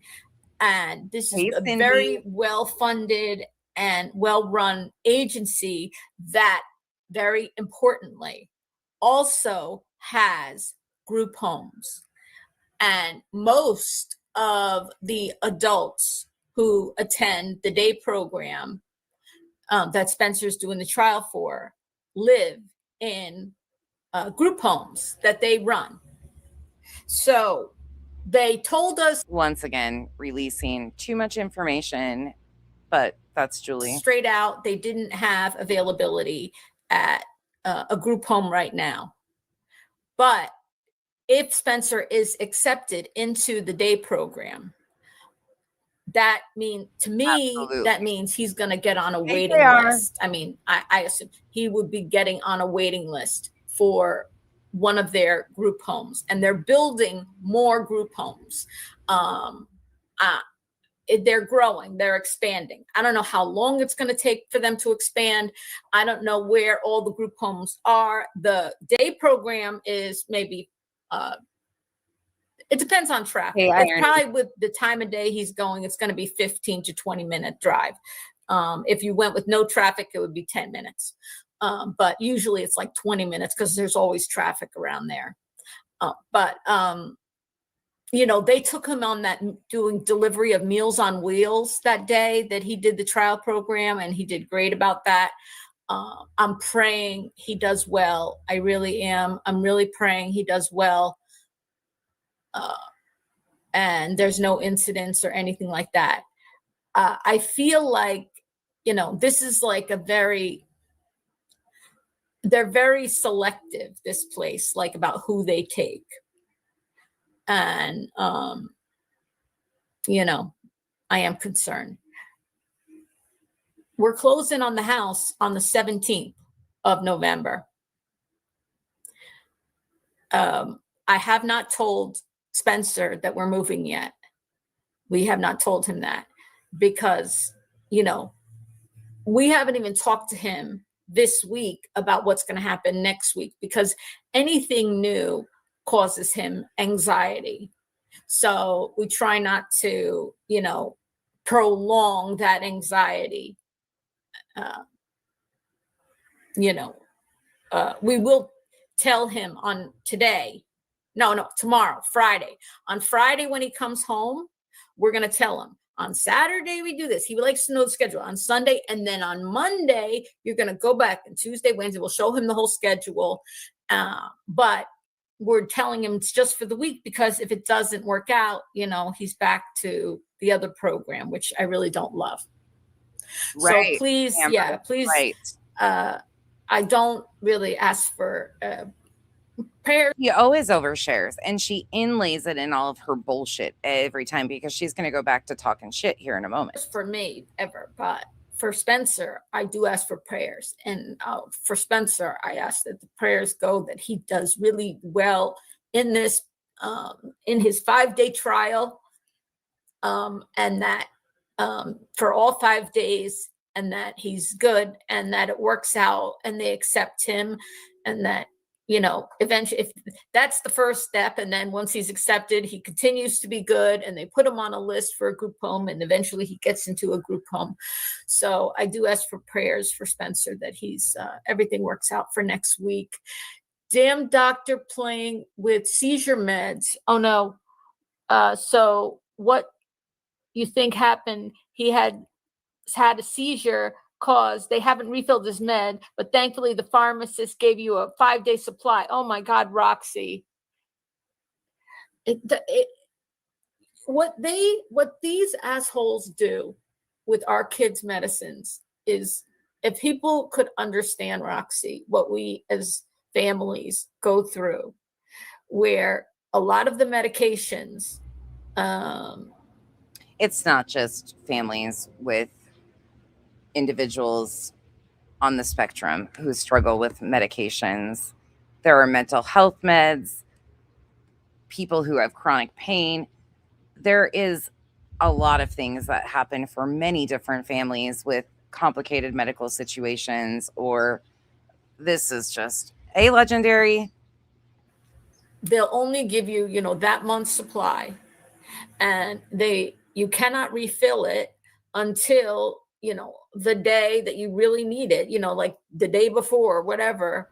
You can't have it ahead of time or anything. That's usually only on controlled medications, and you get like a 2-day, depending on insurance, like a 2 to 5 day window, sometimes 3, but that's usually uncontrolled. That's how insurance controls that. Like we all know, if you live in this world, you understand it's a battle, and it's not one only she has to fight. So they go down to the wire, and then should they be out of something, or should they not have a delivery? Yeah, you can get 90-day prescriptions on a lot of the different things unless they're controlled. At least I think in Arizona, that's how it goes. I'm not sure. Lady Saga, thank you so much for the support. This was a special request previously, and I didn't play it all the way through, so I figured it was time to go back and show this personality and what she says. She says all the things out loud. Thank you again. Or whatever, or let's say you're sick or something, you can't get, I mean, it's terrible. And Yeah, that's what I figured. it hurts our children. And why they put families and children who have, you know, seizures. A seizure could, you know, people have lost their lives.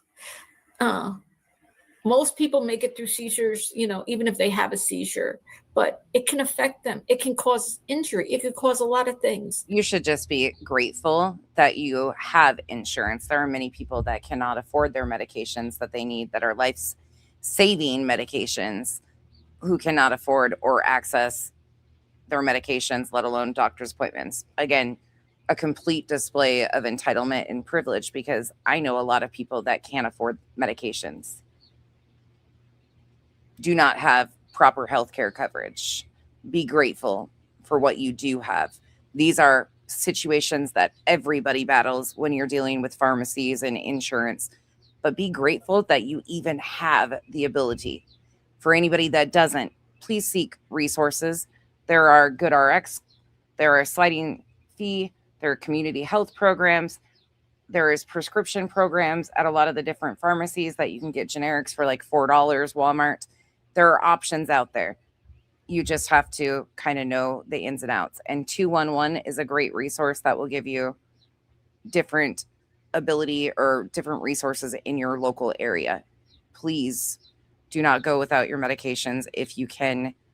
It's a struggle, but there are ways to find discount programs and stuff. Not always. And sometimes the manufacturer of the medication will do different programs that you can get on a trial through the manufacturer. That's another thing, depending on the medication.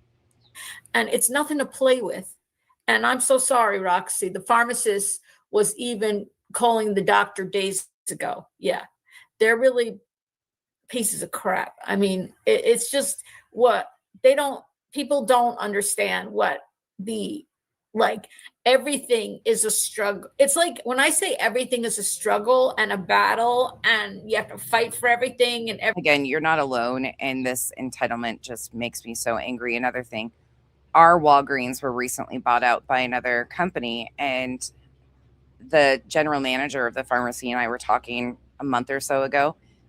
They have changed their policy. I think it was actually went into effect a few months back, that they can only have 10% stock of medications. So if it's they have to have prescriptions in hand to justify having it on their shelves, up to 10, like they can have 10% over, and that's it. Otherwise they have to have an actual script to justify. Like, it's wild.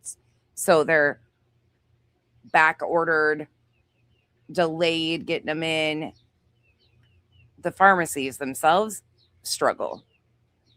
And it's not because they don't want to provide patient care. It's because it's governed by bigger entities. But there's a lot that goes into it on the back end. everything is worrying and nervous and stuff like that. I literally mean it. I mean, like everything. Like, is the pharmacy going to have the medication ready when we're out? Some of the medications are considered controlled substances, so you can't refill it. And then you go to refill it on the day and they say, oh, yeah, we don't get the delivery till Tuesday. Oh, so what are you supposed to do for 4 fucking days? Not give him meds? You know, I took a day and a half of him not having it, and bam, I was in. And then you run into the issue with controlled, that if they send it to one pharmacy and that pharmacy does not have the stock, they cannot transfer it to another one. You have to have a whole new script. And I'm talking like controlled as far as like ADHD meds or anything, any type of controlled medication. There's a bunch of them that fall in that category, but they can't transfer them. You have to have getting the doctor to write a new script because your pharmacy is out. Even within you'll have 15 Walgreens in one area. And if one Walgreens has it and the other one doesn't, you run into red tape trying to get it. Yeah, it's a whole mess. But you're not alone, Julie. Stop whining. These are monthly struggles a lot of us just deal with and work through. Clues chat, and then the next thing, I'm holding my kid's head so he doesn't bang it. My God, Roxy, I'm sick to my stomach over it. My cousin. Amy, that would be amazing if you have tips and tricks that you would like to share with people. That would be amazing. Absolutely amazing, because I know so many people in our communities or on YouTube or local communities struggle with this. So anything. Yeah. And be nice to your techs, your pharmacists, because they're just doing their jobs. And a lot of times their hands are held by red tape too. It's not because they don't want to provide you your medication or help. They just can't do a lot of things. So be respectful because it's not their fault. Maybe talk to them kindly. Because can you imagine how she treats them? I know our general manager so well. He knows my voice when I call because every month we're dealing with it, and he's great. Hasn't had a bad one. Postcard says where he ended up landing in an open dishwasher and ended up hospitalized from a seizure. I mean, it's their That would be awesome. I don't have to explain to everybody. I mean, people generally know how serious seizures are, and having your seizure medication, and even with the medication, it doesn't mean that there is no risk. Hey, Cajun. Spencer takes a medication that is that helps prevent seizures, although he has not been diagnosed with seizure disorder. Oh my gosh, this is so fucking frustrating to me, and I'm going to try to keep my tongue held as much as possible through this, because when I started covering her, she really leaned in heavily to the whole seizure disorder situation, and that my coverage of Julie and reviewing this could potentially cause this young man unneeded stress and give him a seizure. And now she's going to go this route. This frustrates me. Oof. Darcy, we used to have to use a compounding pharmacy for a certain cream for Mackenzie's trigeminal neuralgia. It was you talk about expensive. You get into some of those little gram things. Ooh. And the mixtures. Compounding pharmacies are important, though. But there are kids like Spencer who can go, all the way through their teens, even into. I'm going to actually back this up, because as somebody who actually has a seizure disorder, you mocked my brain injury previously. You thought that was fucking amazing. Do you guys recall when she mocked me having a traumatic brain injury? Yeah, well, this woman over here has had a seizure disorder, diagnosed seizure disorder. And you are a mockery. Spencer takes a medication that is that helps prevent seizures, although he has not been diagnosed with seizure disorder. But there are kids like Spencer who can go, all the way through their teens, even into adulthood, and then all of a sudden have a seizure or start having seizures in adulthood, especially at his whatever. He doesn't like flashing lights. Like, he doesn't like this. He'll put his hand on his eyes. He's very sensitive to things. It's so scary. That's a sensory processing situation, usually, not seizures. Flashing lights, things like that can stimulate seizures for some people. But what you are describing is a sensory issue. And think about how many people she has recently fucking shamed for potentially causing undue stress and seizures in these young men. And now listen to this. Yeah, please pray for Roxy's son. And I hope you get your medicine fast. And I wish people would be more understanding. And I wish the doctors and the pharmacists would, be more sensitive and proactive. Usually, like you said, often the pharmacists are way more proactive than the doctors themselves. Just the way he fell and landed stuck in the appliance while having a seizure. Thankfully, my mom, who was a nurse, was there too. But it took the whole family. Poor kid. I pray they stop soon to where he won't need the medicines anymore. Happened with my husband. He had them, and then he was on medicine for a year, and they stopped and never had them again. Well, I hope so. But Spencer still takes, medication. It helps with a lot of things, but including seizures. So I'm very. A lot of times there is multiple things that are used for, like, seizure medications can be used for multiple diagnoses, not just seizures. They oftentimes, like Neurontin, which is gabapentin, the pharmaceutical name is Neurontin.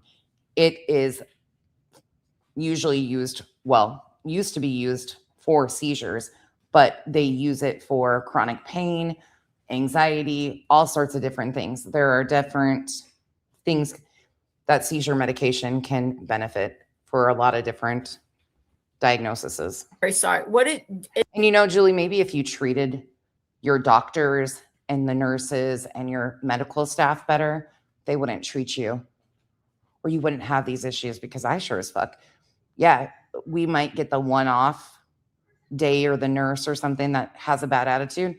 But if you treat them kindly and aren't an entitled ass bitch, you usually have pretty decent care. is your son dressing up for Halloween? You're gonna. Spencer does not go trick or treating. Sometimes he'll go to one or two houses, but he doesn't like having to say trick or treat. He doesn't like the walk in. He doesn't like the whatever. So he doesn't go trick or treating. But they have the Halloween party. But he does love candy, especially chocolate. Spencer is a chocoholic. He likes the little mini Hershey bars and the Hershey Kisses. Yeah, he loves chocolate. He loves chocolate. So Halloween's a good holiday for him. And I'm very happy that I got him this. And it's going to be a great costume for him to wear, because it won't be uncomfortable. And he just has to wear this on his head and wear the red shirt, and he'll feel like Elmo. Thank you for the kind words and understanding, Julie. I really appreciate it. Roxy, solidarity, mama. That's all I could say. Like, we're here, you and I, and other autism parents who are in my chat, and watch me. We're like, we get it, we understand. The struggle is real. The struggle is real. People who haven't lived it, you really can't know, like, how many things there are to be concerned about and worry about every moment. The hypervigilance about everything it's just every moment of every hour your child's at home, so maybe Tron Phillip and I should send him some Norwegian chocolate. Oh my God, chocolate from Norway, I'm sure, is delicious. You don't have to send it though. He's okay without it. He doesn't need to be fancy, but I know, like, chocolates in Norway and Sweden. By the way, my brother does genealogy like I do, and he was able to track down. Sorry, I get very annoyed by people like her that are doom and gloom on everything. This is not advocacy. This is her complaint constantly. And again, to everybody, there's so many of you that struggle with these same things and battles every month with your loved ones, with yourself, with your medical issues. Please do not take medical advice from any of us assholes with YouTube channels or who claim they're advocates. Seek actual help from a professional. Thanks, because this person is dangerous. The child of my grandma on my father's side, her first cousin, they never knew what happened to her. She was in Europe during the Holocaust, and they never knew what happened to her during the Holocaust or after the Holocaust. And my brother also does Holocaust studies, and he was able to find out that first of all, that she was put in a concentration camp, and she survived the concentration camp. And that after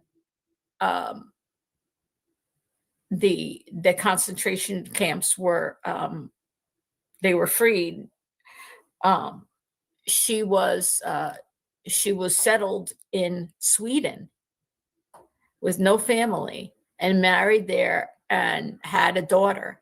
And my brother tracked down the daughter in Sweden. So this is the daughter of my grandmother's first cousin. And it's sad that my grandmother died never knowing what happened to her cousin, never knowing if she lived or died. And she lived. She lived through a concentration camp. I don't know which concentration camp she was in, but he tracked down, and we're going to have a conversation with her as a family. We're going to get on like a Zoom call or something, you know, to hear about her mom's story and find out some more family history. Yeah. You need to talk to me about aiding and finding out more about something concerning Auschwitz, of course. By the way, the U.S. Holocaust Museum and Yad Vashem, YAD is the first word, VASHEM, both have amazing resources and databases that if you ever want to try to access them about everything about the Holocaust. And my grandma was in a concentration camp as well. She was very young. I believe her family was killed, and that's how she ended up there. Wow, you should find out about that. My grandfather ran from the Germans barefoot over the mountains, over to Sweden. Really? Well, Hildy, I'll be in touch with you. This is why these streams are so bothersome to me, because this is a very heavy topic. There is a lot of, this is a conversation that is absolutely, like, I'm not frowning upon the conversation. It's the fact of how it's inlaid with drama, because she's going to go back into drama still. And this is a very serious topic. It's how she does this. It's how it's, she frustrates the shit out of me. Can you send me an email? Because I want to be in touch with you when I find out where in Sweden my grandmother's cousin, who is my cousin, I guess, is in Sweden. It's amazing that she went to Sweden. I mean, I didn't. She was from Poland because her tattoo number when at U.S. Holocaust Memorial has another prisoner listed. Did they reuse numbers? Why is her number associated with another person? Postcards. You know what I'm going to do for you? Postcards. My brother was. I'm at gmail.com. Okay. My in-laws were from Poland, from Reykjavik. I'm sorry to hear that, Lady Saga. My brother he teaches a number of things. I've talked to you guys about this, but including Holocaust studies. And this past summer, he was sent to Israel for a 6-week symposium or whatever conference. 6 weeks. They put him up. He was one of the people chosen for this whatever award. And they brought these people who teach about the Holocaust at universities together at Yad Vashem. And he went to Yad Vashem for 6 weeks for, more whatever they were doing. I don't know. But postcards, what I could do is I could give you my brother's email directly. And if you want to talk to him, he is the person to talk to find answers. He would know. He could answer those questions for you and direct you on where to find the answers if you can't find them or if you can't find them. And my brother and my sister are like me. They're helpers. We were raised with these values of like helping people who reach out to us as best we can. He would be friendly and open, and if he can help you. Think about that. She claims that she is helper. She's a helper, but listen to the entitlement we just heard her spew.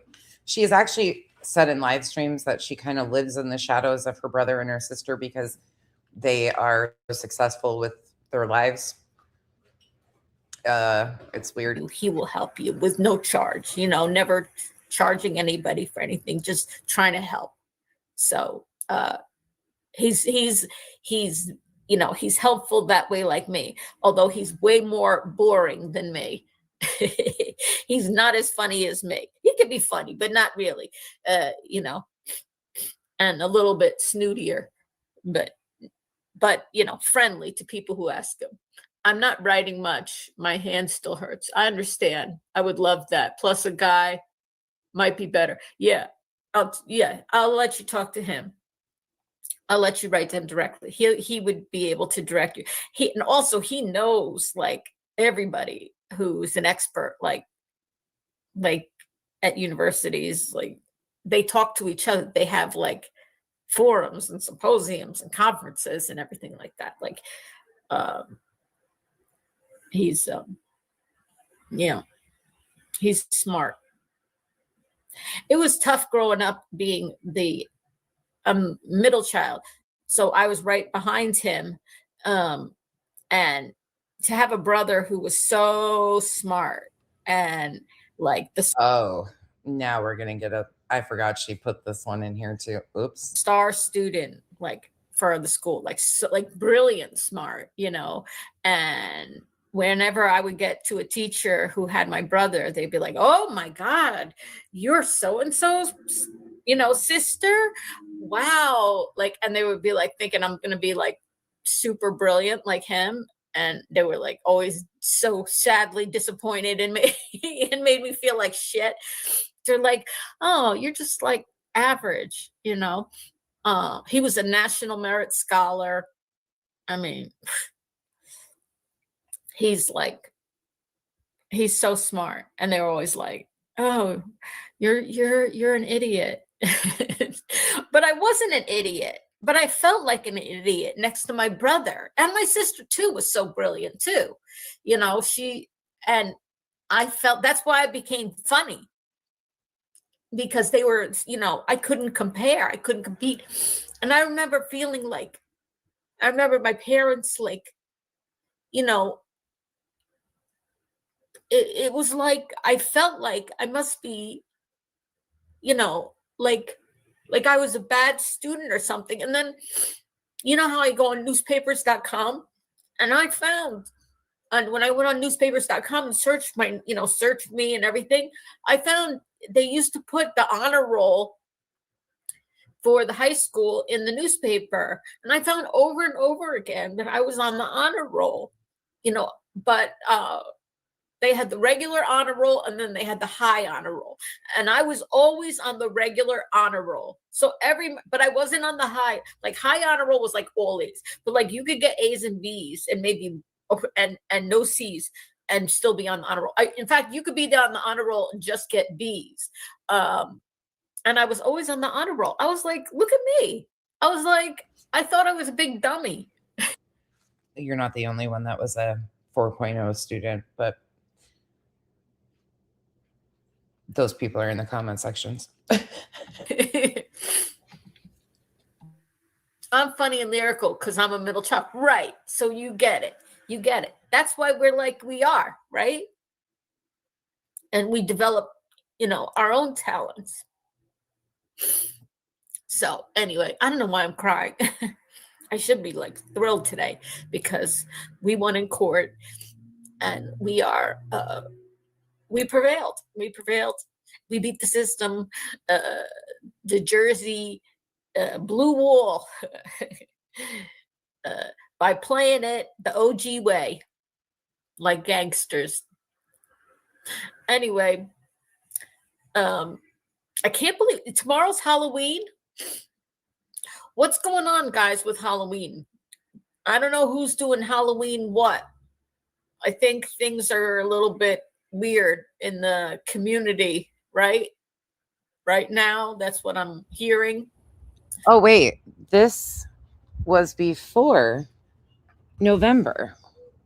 And Julie is hearing that things are a little weird in the community in October. Well, why is that?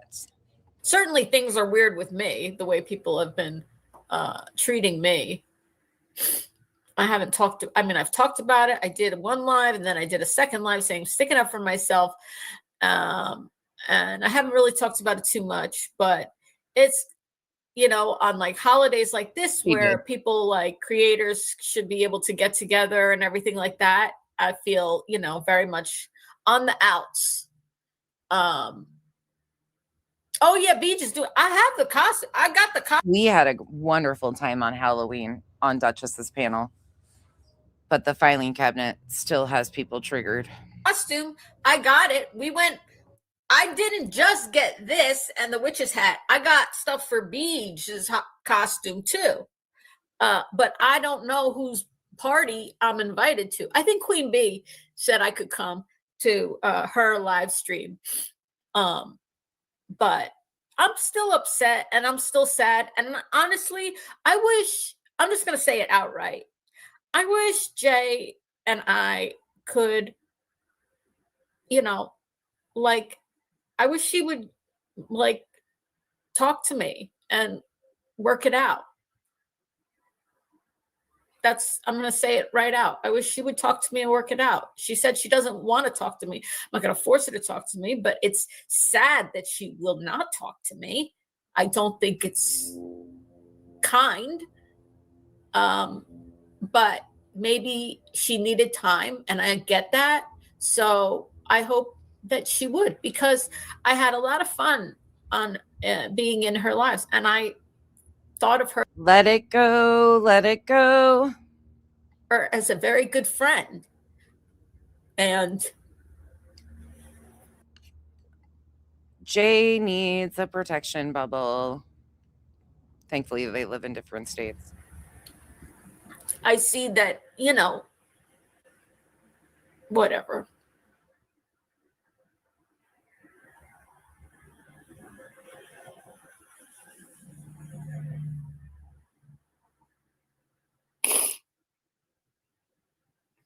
Yeah, Yeah. go, Jana. Oh. Bree, that timeline's a lot tighter than I even realized now that thinking about that and you saying that. Thank you for the support. That's the party where Ange told her to quit chewing her cud in the mic. I don't either, Cheryl. I absolutely don't either.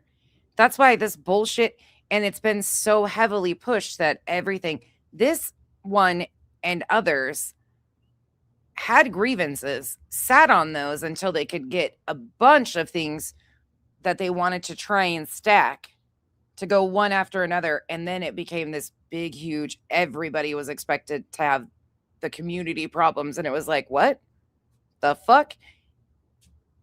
And I regret not digging in and trying to peel it back at that point, because there was a lot of shit that people like Julie and Truth got away with, knowing that it was her under an alt for 2 weeks as they sat and concocted how they were going to roll that out. So I don't know. And it's not about having to belong or fit in.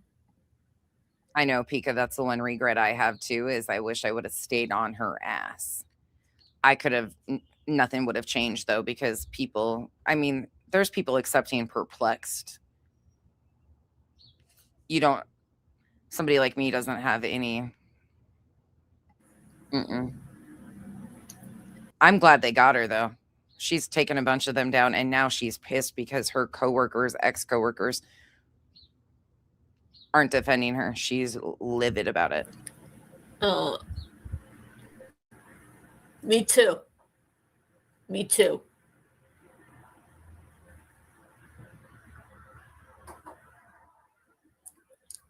Cry 2 tears in a bucket and then say fuck it. That's a great line. Cry 2 tears in a bucket, then say fuck it, and then chuck it. I like you too. I like you too. Thanks, guys. Mocking, I'm excited. Thanks for being here. I'll be sure to take pictures tomorrow, Spencer, and I will be in costume, even if I'm going live by myself, as B. Garden host, she came up on Duchess's, and at the time I didn't think it was, I thought they were fine. I'll be honest. I thought everything was fine. I did not see the other side of it. But looking back and knowing some of the things I didn't know at the time, yeah.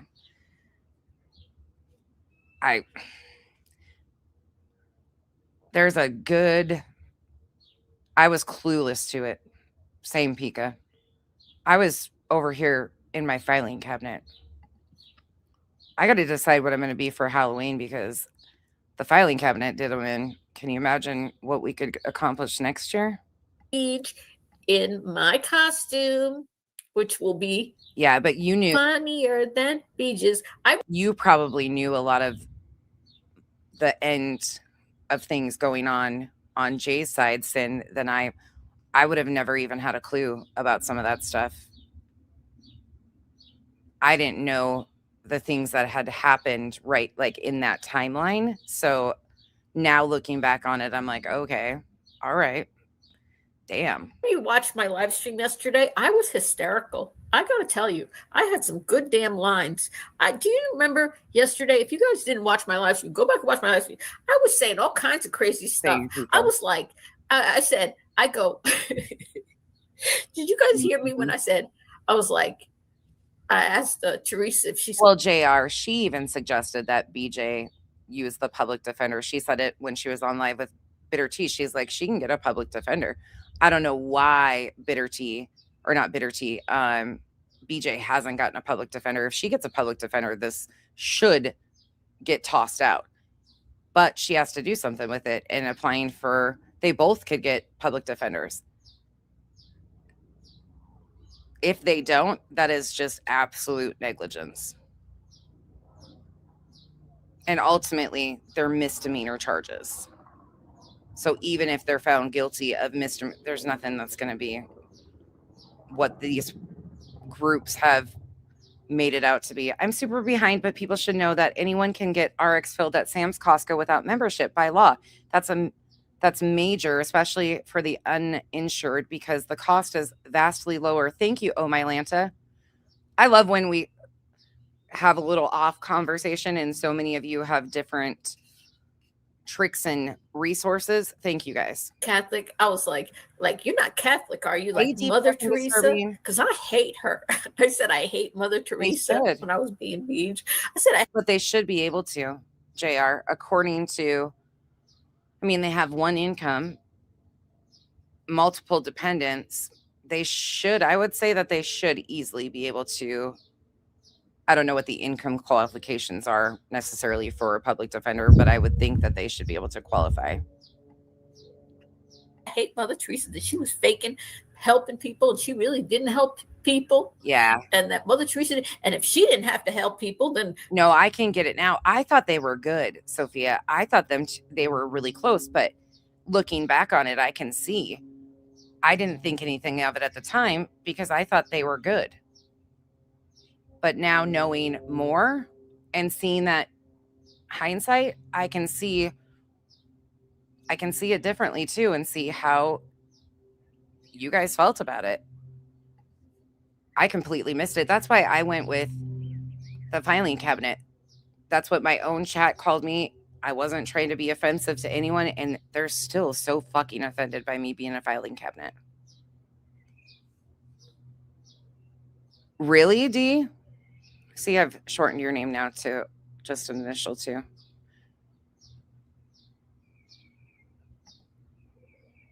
Oh. Yeah, nothing shocks me, Brie, with some of this stuff. Right side, Fred, you know that they're gonna, and then I pinned it, of course, because that's what he's got everybody convinced that this is something against him. Nobody, I would have never paid it. Let me be very clear on this motherfucker because I'm so sick. It has been, I think, like 4 or 5 live streams a day. It's so weird. It's just whatever, dude.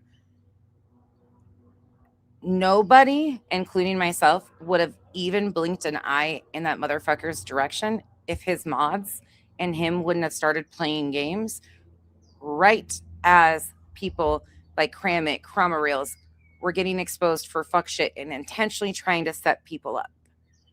They were intentionally trying to set people up with misinformation. You can't look at that any other way because that's exactly what was happening.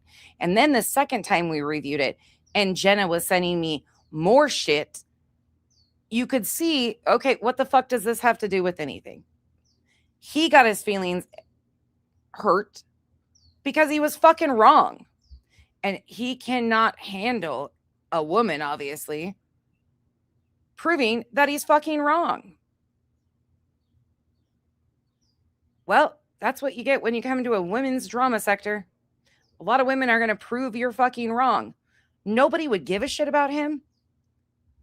And we don't, except he's one of the most foul, vile, excuse-giving, trauma-dumping, zero accountability having, weak-spined shell of a fucking... The lies that he is telling now and other people like Beauty Bubble are spinning on his behalf just show the amount of deceit that person is willing to go to. If you go look at Beauty Bubble's post on X and they're trying to claim I'm lying about him weaponizing his loved one, you can go fact check that on Facebook yourself and see that once again, why would I lie about something like that? When he was very clear in the comment section what he was talking about. But yet he's got these people out here running bullshit stories to defend this guy. He's tanking other people around him. Go on, do that. Stay the fuck away. Nobody cares. You're not relevant. You never have been. Your riddles go nowhere. Your conspiracies go nowhere. You're dumb as a fucking box of rocks. Actually, a box of rocks has more use. Don't get me started.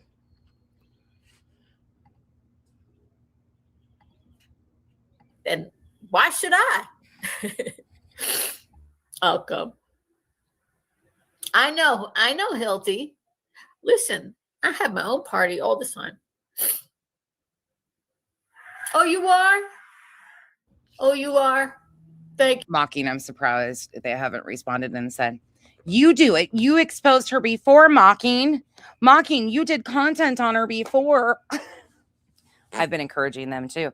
Nobody has to screen record and screenshot my comment section. The only time my comment section comes down is if I have to like edit out music or something. Otherwise, my content's up. Their most recent exposures failed as bad as Veda Jade's. Thank you for letting me know, TP. 18. Thank you. Maybe somebody will write in her chat one day, Jay, and say, how about and see how she reacts. I don't know. I'm not going to do it. I'm not asking anybody to do that, but. Okay, one quick little side note. A certain individual, that's another irrelevant person, called Kyle a pussy last night. We know what they're doing. They're trying to because they're not relevant in any of this and they're just useless to talk about in the majority of this. Julie's used them, put their names in shit. Cool. We'll talk about that. Otherwise, they're irrelevant. They don't even do content, anything on outside of BJ. It's whatever. But Kyle got called a pussy. So I stopped dead in my tracks. And I went to Kyle and I said, babe, I just need to let you know, you just got called a pussy. He turned and looked at me and he said, okay. I said, do you need me to fire up Alive and defend you? And he said, abso-fucking-lutely not. Turned around and walked the fuck off. I followed him and I said, are you sure your feelings aren't hurt? You don't feel emasculated and less manly because somebody's calling you a pussy? And he said, why do I give a fuck? He wouldn't cry. He wouldn't cry. He wouldn't take the bait. He went right back to installing a new toilet. He wouldn't fucking even. I tried to get him to react for you guys, and he wouldn't perform. Sorry. He went right back to reinstalling a new toilet. That was more important. He's like, okay, cool. But I was trying. I was chasing him around the house, begging him. Babe, you got to go defend yourself. I'm just joking, though. He fucking snickered and did go right back to installing a toilet. I was just wondering if anybody has asked her, Right. Footnotes and Polly. He was like, yeah, I'll go. I'm busy. I wore my bun for court because I was like, I'm gonna be serious here at court. I didn't wear this, I changed. But I was like, oh, I'm coming in correct with a bun. Like, you ain't gonna mess with me. No cop there, prosecutor, nope. Right. Never, like, it never happened. Never happened. That's the OG way. That's the Jersey way. That's the Sopranos way. That's how we do it. That's how we roll in Jersey. Jersey girl. And Scorpio. But This is another great example why so many of us have said if anybody needs an RO, it's Jay against Julie, because this is fucking hand that rocks the cradle, single white female. The fucking peeping Tom through the fucking window, sitting a block away from your house with binoculars, watching everything. And if we thought it was bad with her obsession with Jay, oh, she's already cried over Cletus not saying he loved her. Can you imagine getting on here and crying over somebody else's significant other not telling you they love you? Anybody? Can anybody? Irony, yeah. They're just by the way, my flowing. birthday is November 6th. It's a week from Thursday. Oh, this is the last thing I'm going to tell you. Last thing I'm going to tell you. So Al will ask me about my birthday, and I've been thinking about it. Well, what I want to do. And he's like, do you want to go away somewhere overnight? We could try to find somebody to watch Spencer and everything. And it was like, I could see it was stressful, like even thinking about it for him, about who we're going to get and everything. And I was like, no, I don't want to do anything that's stressful. And I've been having the shoulder problems and everything. But I found, I don't know if you guys have heard about this. They have these spas where they just do, I don't know what it's called. No, Sam, she did that on that show. She bragged about knowing the guy that was connected to Epstein again. She did that in a live stream we recently watched too, and we were all like, that's not a fucking flex at all, but she does it constantly. Right, Solo Rider? I would be like, bitch, what? What is happening here? Sophia says, Julie rocking the Mackenzie Sharilla bun. Oh, it is, isn't it? Thank you for the support. I love that the documentary came out and now everybody's talking about it. That's a really interesting, the Crash documentary. It's really interesting if you watch it. They just do, it's like for your head and neck only. And they do the hair washing with like this thing, and they do they diagnose, they diagnose like what it is. Oh God, at this place. And they do extra massage on your head and do you know what I'm saying, with water? Do you know what I'm talking about? What is that called? It's called I agree. I think it's called like a head spa. We have been predicting that, and Julie's reaction to her close circle is already proving she is not dealing well with the rejection or the public humiliation of it being said that she was blocked from a Discord. She is really pissed about it. And I got the extra long. I'm sure she'll try to play it off because she's still trying to find a way to get in certain people's good graces, but that is not the truth. Long one, like 75 minutes. And I said, that's what I want to do. I was like, because there's something, it's so, like when you guys don't realize, like when they do stuff on your head, like it's really relieves so much stress, and because of my frozen shoulder that I've been getting back, I had that thing on yesterday. I've been wearing that heating pad on it. I can't move my left arm now. I had it on my right. You were just moving your left arm. Aunt Kathy, thank you so much. Oh my gosh, for the 20 gifted memberships. And here, Kitty, thank you for another 10 gifted memberships.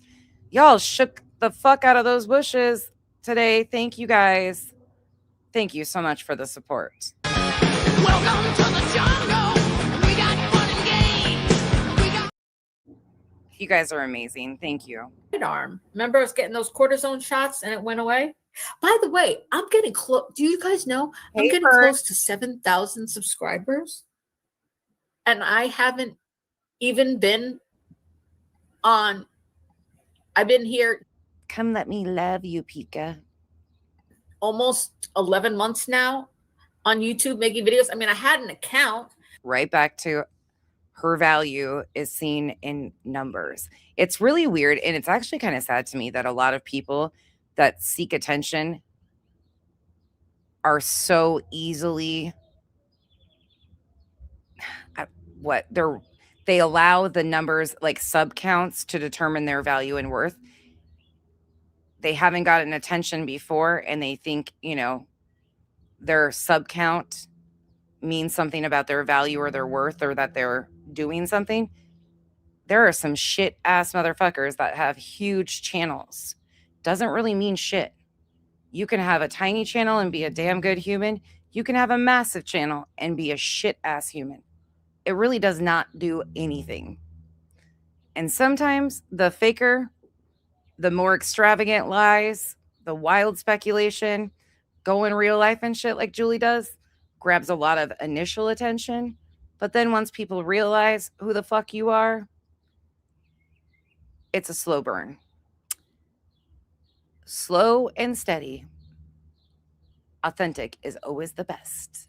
But when everything in your life's a performance, this is what you got, right, Julie? On YouTube. So it shows that I've had an account, but I was just watching other people's videos. I didn't go live or make videos or do anything. I didn't have subscribers or anything. Speaking of which, Pika, I think we should do another one coming up for, we've got a few things coming up in the next few months that I think we should probably highlight. We could do one for Pride Month because everybody thinks it's fun to mock the LGBTQ plus community and do it straight through YouTube. If you guys want to, we can pick an organization and do a couple again. I kind of stepped away from it some because people felt like they were getting tossed too many fundraisers and supporting so many different things. But I think we would definitely be in a good spot to reintroduce that and do them every 3 months or so and pick an organization and do it combined. And any other creators that want to join, we could do one of those group ones, since, you know, there's people that think mocking the LGBTQ plus community is amazing and funding for resources to those communities are being cut. The timing of it all is gross as fuck. But I think that would be a great thing to do. So if you guys are okay, you guys are saying good idea. Okay, let's do it. Up to good. Thank you so much for being a member for 22 months. I got to text you later. I hope you're feeling okay. Okay, we will. Perfect. And in less than a year's time, I'm getting close to 7,000 subscribers. And you know what? It's all me. It's all me. Marcy. Nobody helped me with this. I didn't poach anybody's subs. I didn't do anything. Everything's me. As a matter of fact, I just want to say, in the last month, let me just take a look here. I'll go through and pick us like 5 different organizations that are available for the LGBTQ plus space through the YouTube fundraisers. And then I'll give you guys the option, but I'm good with the Trevor Project too. That's one of my favorites to donate to. I do that quite often, but I think that that would be great. Julie wanted to boycott all these bigoted creators. So I think what we can do is support the LGBTQ plus while these bigots are being ignorant per usual. I think that's a great thing. So I will find out which organizations are available through the YouTube program and then give you guys an option, and we can decide as a community what to support, and we'll do it. In this past month, I mean, I know Jay's killing it over there too. She's doing great, and I'm proud of her with the Good stuff with Lauren. Hi, bye. Go get your nails done. You're supposed to be having a day for you. Oh, and I need you. Never mind. I'll text you. I need you to do something for me because I'm demanding. But just in the last month, I have gotten how many?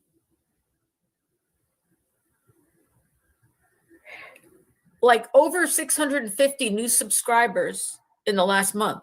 It's been organic growth. It's been slow and steady. You know, there were times where I didn't go live or had. It wasn't slow and steady. You came in kicking parents of a missing child and doing the most disgusting things to parents of a missing child.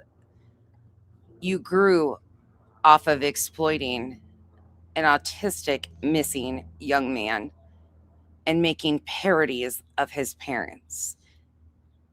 There is nothing authentic about what you did. Grimy, yeah. Authentic, not even quite. More or less, but for the most part, you know, it's been a, you know, a climb. And my projections on those websites they project continued growth. And I'm proud of myself. I'm proud of myself. And I came here, I'm by myself. I'm not with anybody. I didn't come on here with anybody's help or anybody's permission.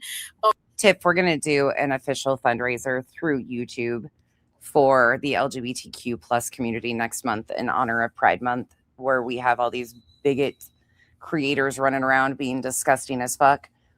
Our response to that will just be doing a positive fundraiser and providing resources and supporting the community. So in June, we will do an official fundraiser for one of the organizations that does provide resources for the LGBTQ plus community. But those fundraisers go directly through YouTube. Nothing goes through my hands. So we'll do that next month. Or any, you know, just me. And like, I got the most untechnological, I don't even have an opening song or anything. I'm proud of myself. Organic growth, right? It's been organic, you know, and I've had people come and go or whatever because things have changed and my positions have changed on things. Yeah, that's complete bullshit. Me being there had nothing to do with BJ. Jay was reviewing Truth and his disgusting antics and speaking about her experience, which had fuck all to do with BJ. Was she there? Yes. I found out because a couple of her comments got pinned. Otherwise, I couldn't even see her. I didn't even, like I said, we went over the fucking comments the other day. People are just making out whatever they can out of situations. But it's really funny that the people making the biggest deal out of it were there also. They were just in the bushes watching everybody and judging everybody. Jay didn't do shit to me. Other creators and her have their situations. That's between them. Because new information came to me and I opened my eyes about some things, but I agree. Her coverage on Lauren has been very comprehensive. I agree. Dre is a total pro. She is a total pro. Professional. Chrissy, welcome, playa. Throw your hands in the air if you're a true player. Listen, I'm gonna teach you all how to be gangsters. Where are you going? Oh, new subscriber here. Loving your coverage, Lori Mathias, and my humor. Well, thank you very much. And I made a video. Southern Mimi. Speaking of Kenzie running the household really quick, just because, you know, if there's two things I'm going to bitch about is Kenzie running the household and the weather. You can guarantee that those are two things that I'm always going to complain about. Otherwise, I don't really complain about much. Beyond Kenzie getting a new vacuum cleaner, she also got rid of furniture out of my home last night, including my Pottery Barn shelf. I bought it secondhand, but I was super proud of the purchase because it was like brand new when I lived in Utah. It's been through a lot. She got rid of it. She took it out of my fucking house last night and replaced it with another contraption. And guess what the contraption is?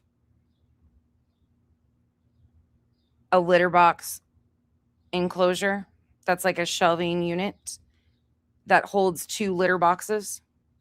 My Pottery Barn shelf that's cute as hell and like rustic farmhouse looking got put in the garage and replaced by a litter box enclosure for her cats because she got another cat, so she has to have another litter box.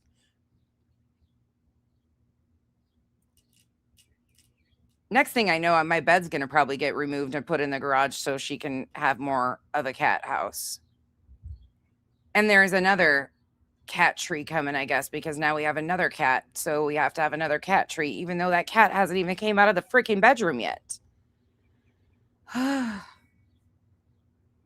For 24 almost years. Speaking of which, she will be 24 in a couple days. And don't let her think she's ever let me forget it. I put together that. Kyle and I giggle, though, every night. We giggle because the one was guzzling Mountain Dew, the baby, who is 15, was guzzling Mountain Dew at 9 o'clock the other night. And Kyle was like, "What are you doing? You're guzzling Mountain Dew at 9 o'clock." And I whispered to him and I said, "Babe, they're on summer break." And he goes, "Oh, that's right. She doesn't," because normally she's in bed by 9 o'clock. And we limit like caffeine intake for them, but they get like they can have like 1 soda a day as long as they're brushing their teeth. But she was guzzling her Mountain Dew. And I was like, "It's summer break." And he's like, "Oh yeah, that's right." And then we started laughing because we both realized, what were we guzzling when we were 15 on summer break? Yeah, that'd be Keystone Ice and probably Coors Light. We're probably picking the wrong battles if we're even complaining about her guzzling a Mountain Dew. And we're probably picking the wrong battles bitching about Kenzie and her removing our house and obsession over vacuum cleaners when it could be much worse. Picking our battles is probably a good thing, but we get the giggles all the time because we'll like correct something and then we'll both look at each other and we're like, "Oh my God, they could be doing XYZ." So carry on. Part of the live stream.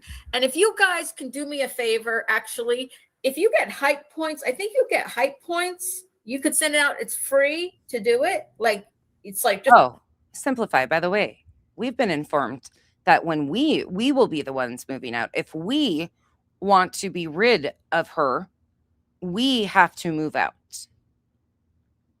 We are the ones that have to move out. She's staying because who else? This cat colony was here when we moved in. So she just took over. So she can't leave them. So we have officially been told that we have to move out if we want her to leave. We're not averse to that at all. I mean, we're okay with that. But yeah. She doesn't plan on ever going anywhere. She's just going to stay here to take care of her cat colony. Okay. points to promote a video that you can do. If you want to promote this one video I did called, I did a live stream about it, but I took, Oh, really? it's like 9 minutes long, where I took just the part of me playing, "Oh, thank you, player, Earth Angel, thank you. Throw your hands in the air if you're a true player." Okay, this part right here just takes me out. I didn't know that, Revival. That's interesting. I think she brushed her teeth at like 10:30 that night, so she was likely an hour and a half afterwards, but I never heard that before. That's interesting. I believe you. I'm going to back this up a little bit. Thank you for listening to my complaint department. Like I said, if there's 2 things I'm always going to bitch about, it's probably Kenzie driving me nuts and the weather. Those are my complaints, and I appreciate you guys being my support system, even though that gets taken over by Kenzie too. She's just sleeping right now, so she can't play the sympathy card because usually the chat turns on me too. Oh, good. Okay, cool. Oh, my Lanta, that's great. If there's some great ones through there, then we can get a list of them together and decide collectively which one to do, and we will do that. Does anybody have a preference of like what time of June, mid-June, end of June? Is there any preferences on that? Because I'm open to whatever you guys think. Called, I did a live stream about it, but I took, it's like 9 minutes long, where I took just the part of me playing, "Oh, thank you, player, Earth Angel. Thank you. Throw your hands in the air if you're a true player. If you're a player like me, but I'm not. I'm a player and I'm a gangster. Don't fuck with me, girl. And let me tell you something, Brittany. Let this be a warning to you. You better get me if you're gonna sue me or something. You better get me in North Carolina, because don't come to this turf in Jersey, because you ain't gonna win here. Nuh-uh. Not in my territory. And I bring my same game wherever I go. This one. Where the hell is it? The one that says, I just posted it yesterday. Oh, here. Oh, you think that judge ought to hear that? Let's take that back a minute. You think? Right. Don't you think? You haven't seen this part, Wolfie? Uh-huh. We haven't tried one of those. Come on vacation, leave on probation. Is there a brand you would suggest? We have 6. Litter boxes get cleaned every day. So I think one robot would probably not do very well. But Pika, you know I don't control my house. This is from October, Aunt Kathy. Right? Well, this is why it was very clear that she was prepping shit already. Hey, Taz, good to see you. Taz, did you see our this goofy fucker? Somebody needs to tell Ted that this suit jacket, his polka dot little thing, his tie, and his blue shirt really aren't working out for him. And his spider bite that he claimed he had, his eye sure looks fine. I think he just got punched in the eyeball, if I'm being honest. Video that you can do. If you want to promote this one video I did called, I did a live stream about it, but it's like 9 minutes long, where I took just. Sure. If you want to email it to me, you can. That would be great. Or is it on your, did you post it on your page? If you've got it posted on your page, or you can email it to me, either way. Yeah, he seems like he's on the run again. Yeah, isn't it horrendous? Olap made a post and asked for her next little segment if it's a Trisha, Ted Bundy, or whatever. And I said, can we get a tornado Ted, Trisha? Somebody else said that too, Kayla. Blue suits. Well, all the different. I'll put it in the chat for you. Hey, Aunt Maddie. Ooh. No, Aunt Maddie, he's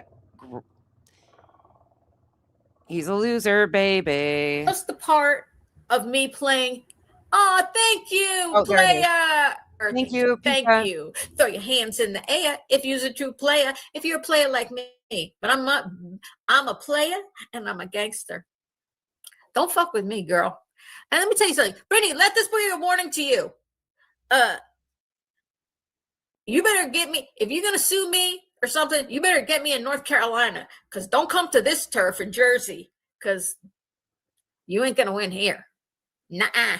Not in my territory. And I bring my same game wherever I go.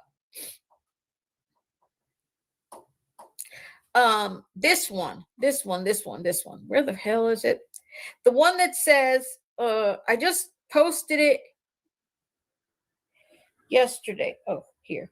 It's the one that says, shame on Lauren Matthias of HTC and Trisha of Web Sleuths for describing Lauren's situation as horrific. It's a 9-minute video. What? If you guys could share it out or hype it, I appreciate it, because the reason is the message is important. Now, if I press this, I'll play it for you. She definitely was in the mindset of putting her plan in play, because this was right after the ROs happened with Clue and Cletus, which caused her a meltdown, even though she wasn't involved, caused her a complete meltdown. And then she started concocting her plan. Well, before this, she had already reached out to creators trying to offer money towards an attorney to take BJ's channel down when nobody was okay with her doing that.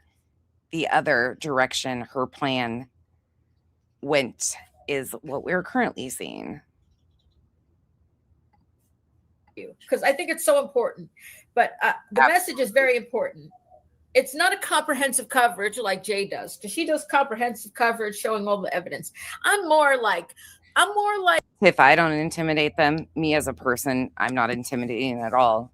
What's intimidating is their own words coming back to slap them in the face. And many people are chicken shits and they talk a lot, but they delete that shit because they don't stand for nothing. Their own words is what is intimidating to them. Me, I just hit the button. Nothing intimidated about me. like what's that guy on 60 Minutes? It used to be at the end, you know, and he was all cranky and old. What was his name? And he would say, "Why do we got pens like this? Why you have to have hats? Can't you go without a hat?" You know. I'm proud. Oh, you're proud of me. Thank you, Linda. Thank you. Can you imagine if the court actually heard these things of her premeditation of laying this out? This is why when people are like, "Oh my God, Nonsense's coverage is helping BJ." She premeditated all of this.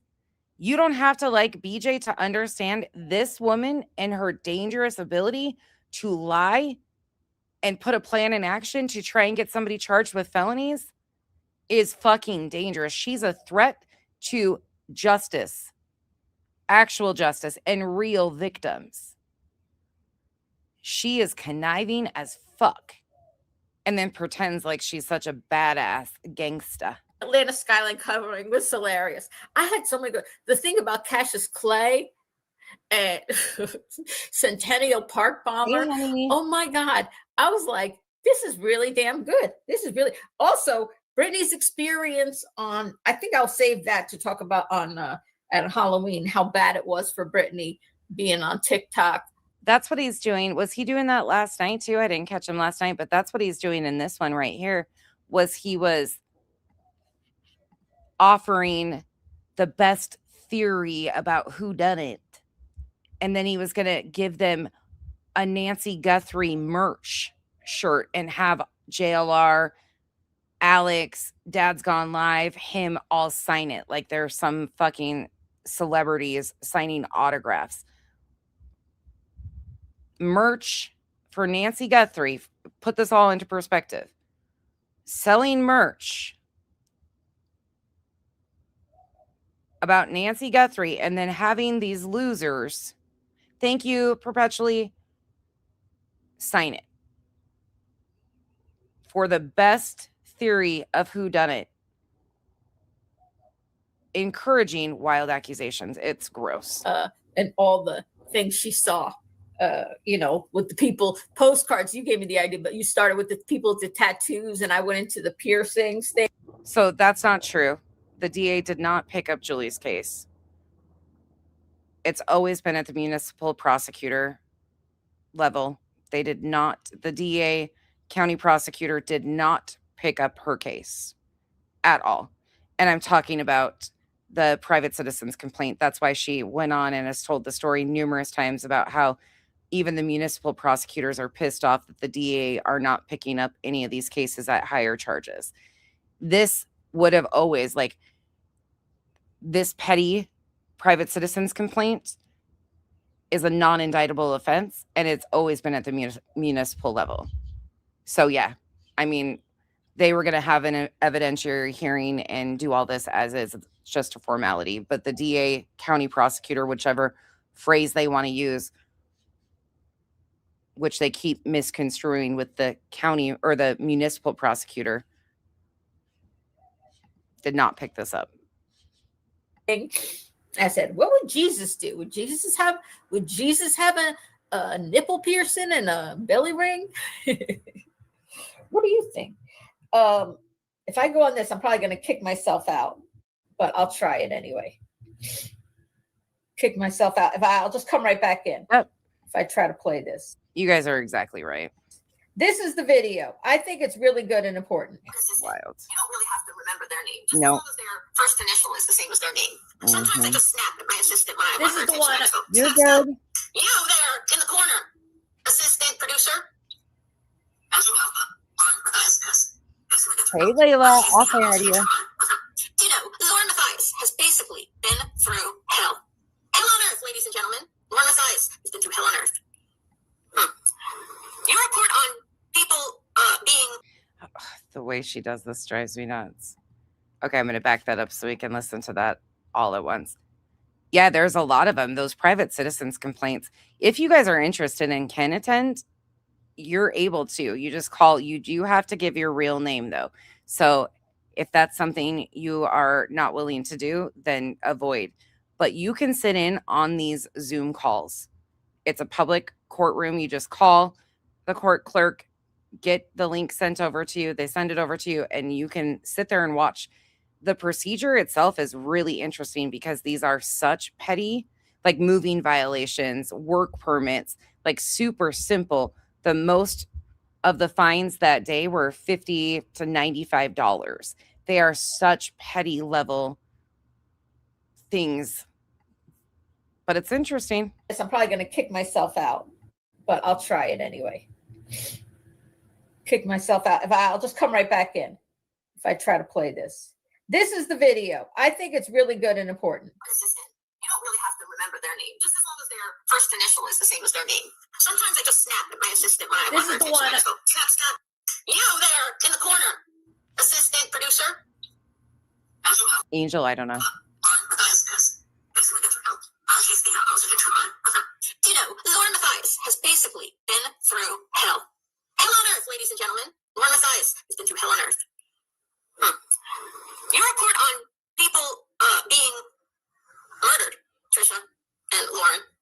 I started watching Lauren when she was reporting on the Delphi murder case, a case of two little girls who were murdered and abused prior to their murder when they went for a walk in this public park area that has a bridge in Indiana. I saw these little girls' parents come in and out of court, a grandmother. They had seen pictures of the bodies, one which was basically fully nude. That's hell on earth. That's been through hell. That's horrific. And you're going to use the same terminology, Trisha, that you might use to describe, I don't know, an abduction of a baby, a mother going through hell on earth, wondering where her child is. No, don't apologize at all. The Royal We. There is a lot of interesting articles around that. The municipal court, private citizens, and you're right. I've possibly read the same article even about how oftentimes they don't. They just take the private citizens' word and they go through the process. And people can plead not guilty. They offer them public defender or an attorney, or if they represent. It's really an interesting process that I'm completely unfamiliar with, but I've learned a lot. Very intriguing. And there's a lot of information about this specific law in New Jersey, and it's good and bad. To describe somebody making mean TikTok videos about, I don't know, is she a millionaire, Lauren? With a huge social media following? Travels all around, goes out to dinner, been through hell on earth? Hell on earth. Lauren's a tall woman. Someone was wearing socks in a bar. They're going to reveal the nasty emails that you wrote, Lauren? Hell on earth? I don't think so. I think they need to stop, as my thumbnail says, using these phrases and terms like horrific, hell on earth. True crime isn't pretty. Reporting. Isn't this wild to hear her talking about, and so proud of herself for talking about Lauren Mathias and Lauren Mathias's misuse of the court? That's what she was doing in that stream, which is gross, but quite interesting. The private citizens complaint that you can file, Aunt Maddie. No, you're good, Layla. I saw what you did. I was just like, I was going to say hi to you anyways, and I was like, oh, hi. I know you didn't. I inserted myself to say hi. On it and trying to make it pretty doesn't work. Honesty, compassion, and truth work. Not making digestible or viral. Mm-hmm. They're in the wrong dang genre. The wrong dang genre. I agree. to watch some of the Dave Bell and Delphi case, but I couldn't. I just couldn't. Amy says, but I know how horrific they were. Comparing them to Lauren is disgusting. That's why I got so pissed off, Kathy, for in the beginning of this, because people kept sending me information that they said was about this law in New Jersey. And I was irritated because I was already deep in the rabbit hole of looking at the research of the law as is. And they were gaslighting the shit out of me. Everybody kept saying, the DA picked it up, Becky, you're fucking dumb, blah, blah, blah. And I was like, huh. And they kept bombarding me with like documents and articles. And every one of them, if they read through them, was fucking saying the same thing we were saying. The DA doesn't have to pick this up. They're non-indictable. It'll stay at the municipal county level, and that's where it's at. Period. End of. And they just kept on, and I was irritated. Takes from the victims, absolutely. I don't necessarily think they're Like comparing somebody those comes two, in my I give chat them to that, but harass they're me. using the similar words. Like, if you're going to What? use the word horrific or hell on earth Yeah, county to prosecutor. describe Thank the you. I'll let. situation with Lauren, what words are you going to use to describe the true crime cases of people losing their lives, young people, children, innocent people being killed in some of the worst ways possible? We got to be careful about our words, as creators. We have to really be sensitive to what it is that we're doing and what it is that we're saying Mhm. and the words we use. You can't use the same words. I got your email, but the clip didn't come through. It might be delayed because if it's 15 minutes, that might be the reason for it. It might be too big to send through Gmail. If it doesn't come through, I'll email you back. I'll watch for it. And if it doesn't come through in like the next hour, I'll let you know. And then we can figure out another way. Thank you again for that. Right. Because it then minimizes I agree with myself. the real life horrors that victims of crimes have gone through, the fear that they endured.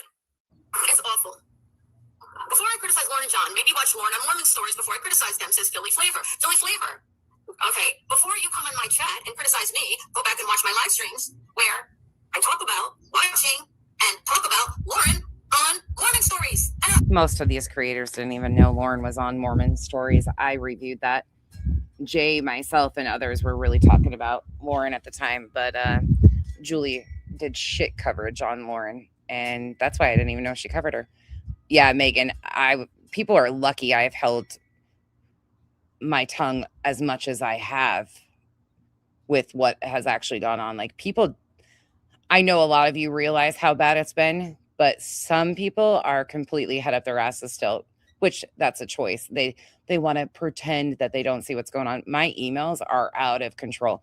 And the amount of people who find it acceptable to email a complete stranger over a difference of opinion and just berate them, and I couldn't be me, but good for you. Whole story. Before you come in my chat criticizing me for not watching something that I've watched and talked about watching on a live stream, do your research, darling. Bailey, somebody's being mean to me in my chat, and it's horrific. My fake assistant. Lauren does a terrific job and is very kind. Well, let me tell you something. Ooh, share. Yay. I can't wait. I'll share with Kenzie. Thank you. Philly Flavor. I was a fan of Lauren. I was a fan. I Hey, realized I was a fan. Shauna. I was subscribed to her. Hey, I watched her Pietro. coverage. I was very, especially with the Delphi case, because it was a case that had taken a long time to get to court, right? Many years to actually, with the investigation. We're going to tap back into that a little bit and play the court hearing of that and then put it next to, I'll probably use allegedly speculating synopsis of Julie's court hearing, just so there are two different views. But I think it's time we play the actual court hearing of what the judge said to Lauren Matthias and her misuse of the RO process. They had two different sheriffs, and I watched her because I found her to be talented and engaging, and she still is those things. She's still engaging. She still is talented. I'm not one of these people who sees people as all good and all bad. I don't. They are in these ones. Oh, my Atlanta. The judge was offering every one of these the ability to have, because they're criminal charges, which is really weird. I didn't think so either, but they were offering all of these defendants, public defenders. It's confusing because it's not normal. And I've seen where you got that from. For some reason, these petty offenses, These private citizens complaint they still offer public defenders. Behind is normal, but Julie Skolnick is not the only one that is a caregiver that struggles with pharmacies and insurance companies. Hubby's pain meds through his pump is 12 to 17K every 3 months. Holy shit. Shut up, Julie Skolnick. Thank you, Janice in accounting. That's, yeah, the cost of medication. Oof. Frankly, she could go report on another true crime case right now, and I would probably find it the same way. Interesting, engaging, Angel. and everything, and having Yes. talent. However, she's done something shitty. No, I won't stop. What are you going to do if I don't stop? She's a woman in the chat. This Philly flavor said, you need to stop with talking about. Oh, my Lanta. I sat there with my mouth on the floor through half of that because it was so much different than I have ever seen any of those like court cases go. And I don't watch a lot of trials, but enough to kind of know a little bit. And I was stunned by how the municipal court process around these private citizens complaints work. Lauren. And I said, no, I won't stop. What are you going to do if I don't stop? It's free speech. I've been getting these hidden gems. Lauren has been unleashing her hidden gems, and she knows it. And they've been out harassing anybody who criticizes Lauren. Lauren, call off your attack dogs, okay? Your hidden gems aren't gems. They're acting like hidden assholes. Free speech. Let me ask you this, Philly flavor. Do you think, this is a serious question, do you think, because I'm going to play here, it wasn't just Trisha who described the situation of Lauren's alleged stalker as horrific. Grayson comes on and uses the word horrific. And then in the 9-hour live stream, Lauren uses the term horrific. I'm going to play all of that today. Do you think that the use of the term horrific, a word you might use to describe any of the horrible true crime cases where people lost their lives, is appropriate? Is it appropriate to use the term horrific to describe this alleged stalking case with Lauren? Yes or no? I'm asking the woman who's. Did you criticize Lauren on Mormon Stories? No. Did you guys catch the irony in that? Julie is telling Lauren to call off her hidden gems. She had one person commenting in her chat.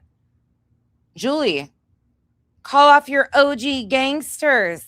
I'm entitled to talk about you. I'm entitled to do content on you. Oh, the irony. Call off your little gangsters that you've been trying to use to intimidate me. And isn't it ironic? Don't you think? I did not. Okay, I'm going to answer your question and you answer my question. You asked, did I criticize Lauren on Mormon Stories? No.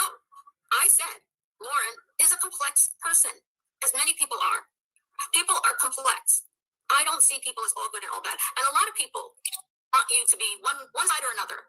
You know, are you for this or against this? Which side are you on? You have to be all or nothing. I'm not all or nothing about people in general. There can get to be a point where I am like, they haven't done anything really redeeming in a while. I'm not. I said, Lauren. I know that's right. I know that's right. And thank you to your hubby for his service. Is a complex person with a long history in life and experiences, which influence, who she is today.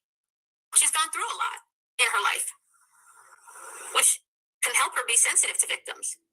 But also, she's been able to be very successful as a true crime reporter, which is not an easy genre to be in. I even had that guy, Joe Schmo, in my chat, and he talked about her cutting him in line at the Delphi case. And I said to Joe Schmo, I said, well, Joe, journalism is a dog-eat-dog world, right? Unfortunately, sometimes, when reporters are fighting to get the scoop or the story or the first to report something, they got to elbow people. And sometimes people can be harsh on women who display the exact same behavior as men, and they'll call them, So I'm answering, said, I found it interesting, and I learned more about her. See, this is the narcissist who plays herself. I replay my streams to disprove when I'm being accused of saying something I didn't.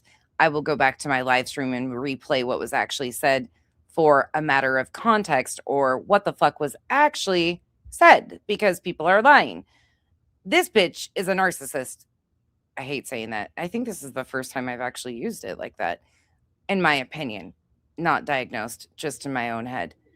She seems like she has a narcissistic injury recently, too. Again, I'm not a professional, not given a diagnosis, just my observations.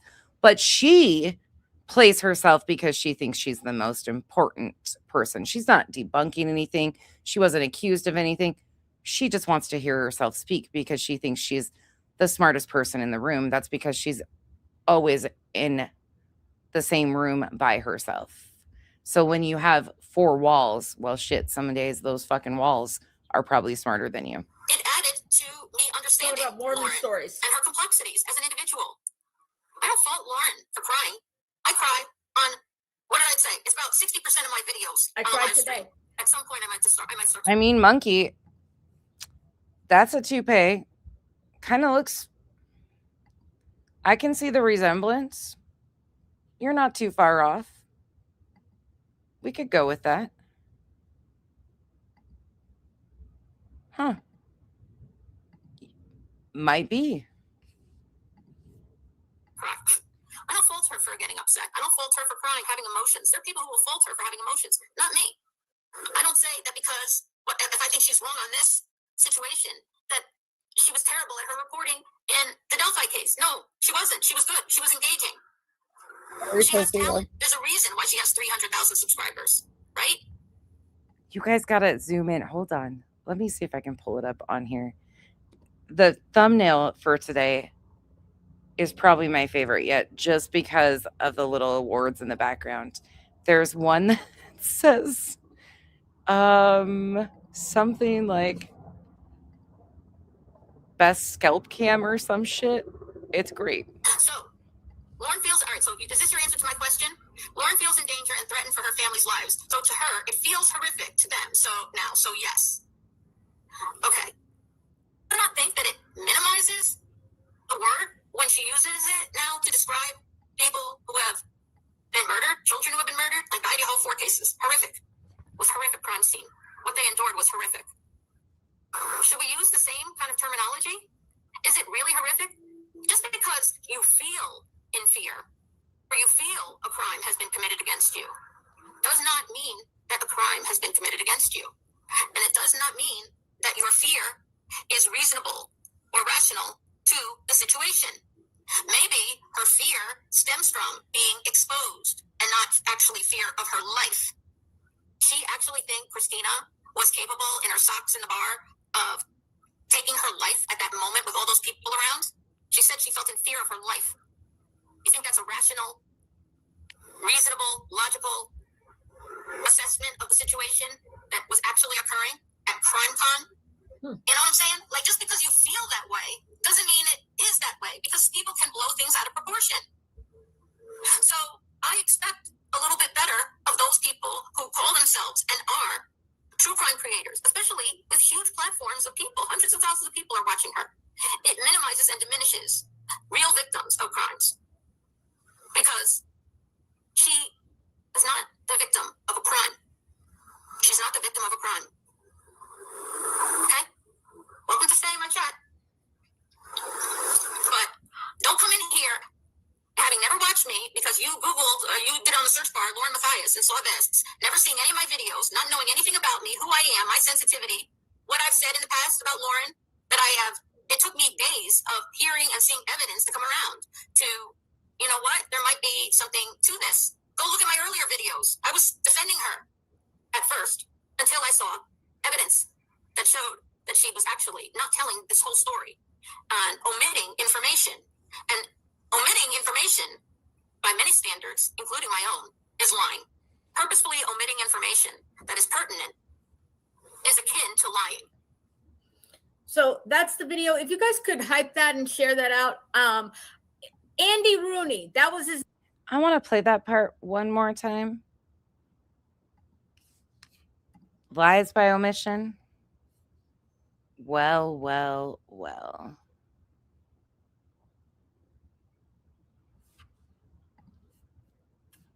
But before I do that, did I get it to go through? Oh, shit. It didn't go. Hold on.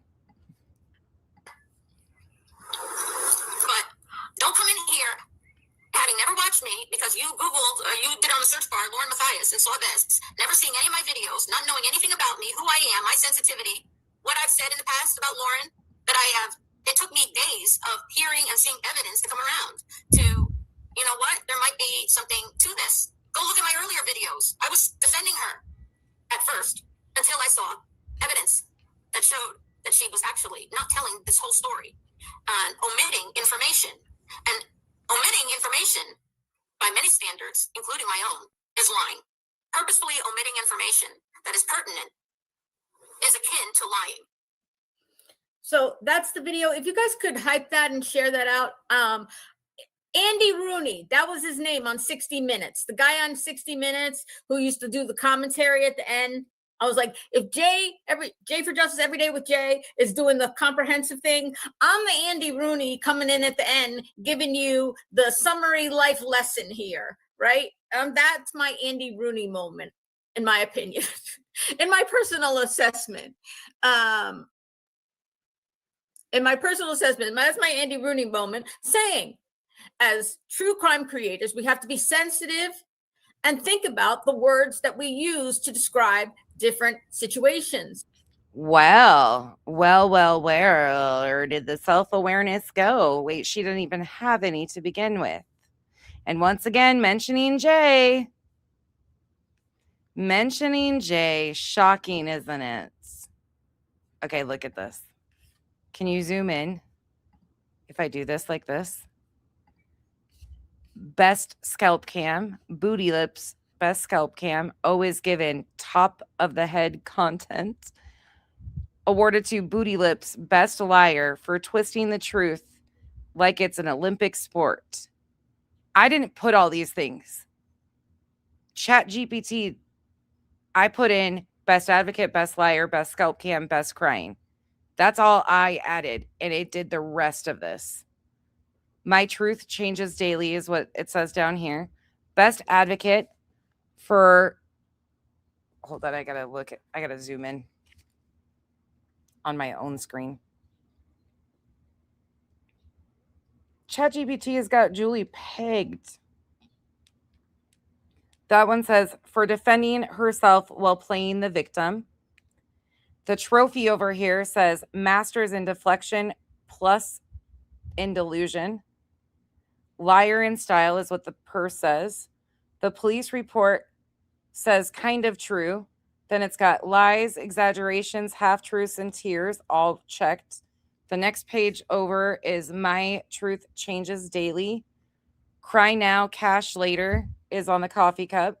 Victim statement says everybody else is the problem. The one underneath the multiple personalities of a LawCow that you can't really see says awarded to Booty Lips, best pretend gangster for talking tough while doing nothing. Awarded to Booty Lips, best crying for dramatic performances that deserve no Oscar. The little sign down here says Queen of Manipulation.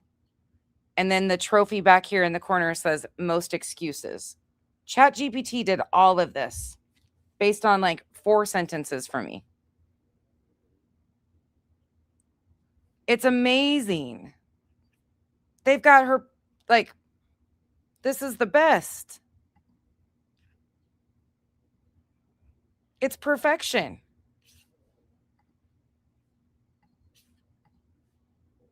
Telling you, ChatGPT has Julie pegged. Because we cannot use the same terminology to describe the truly horrific true crime cases, and then use it to describe somebody doing mean TikTok videos about ourselves.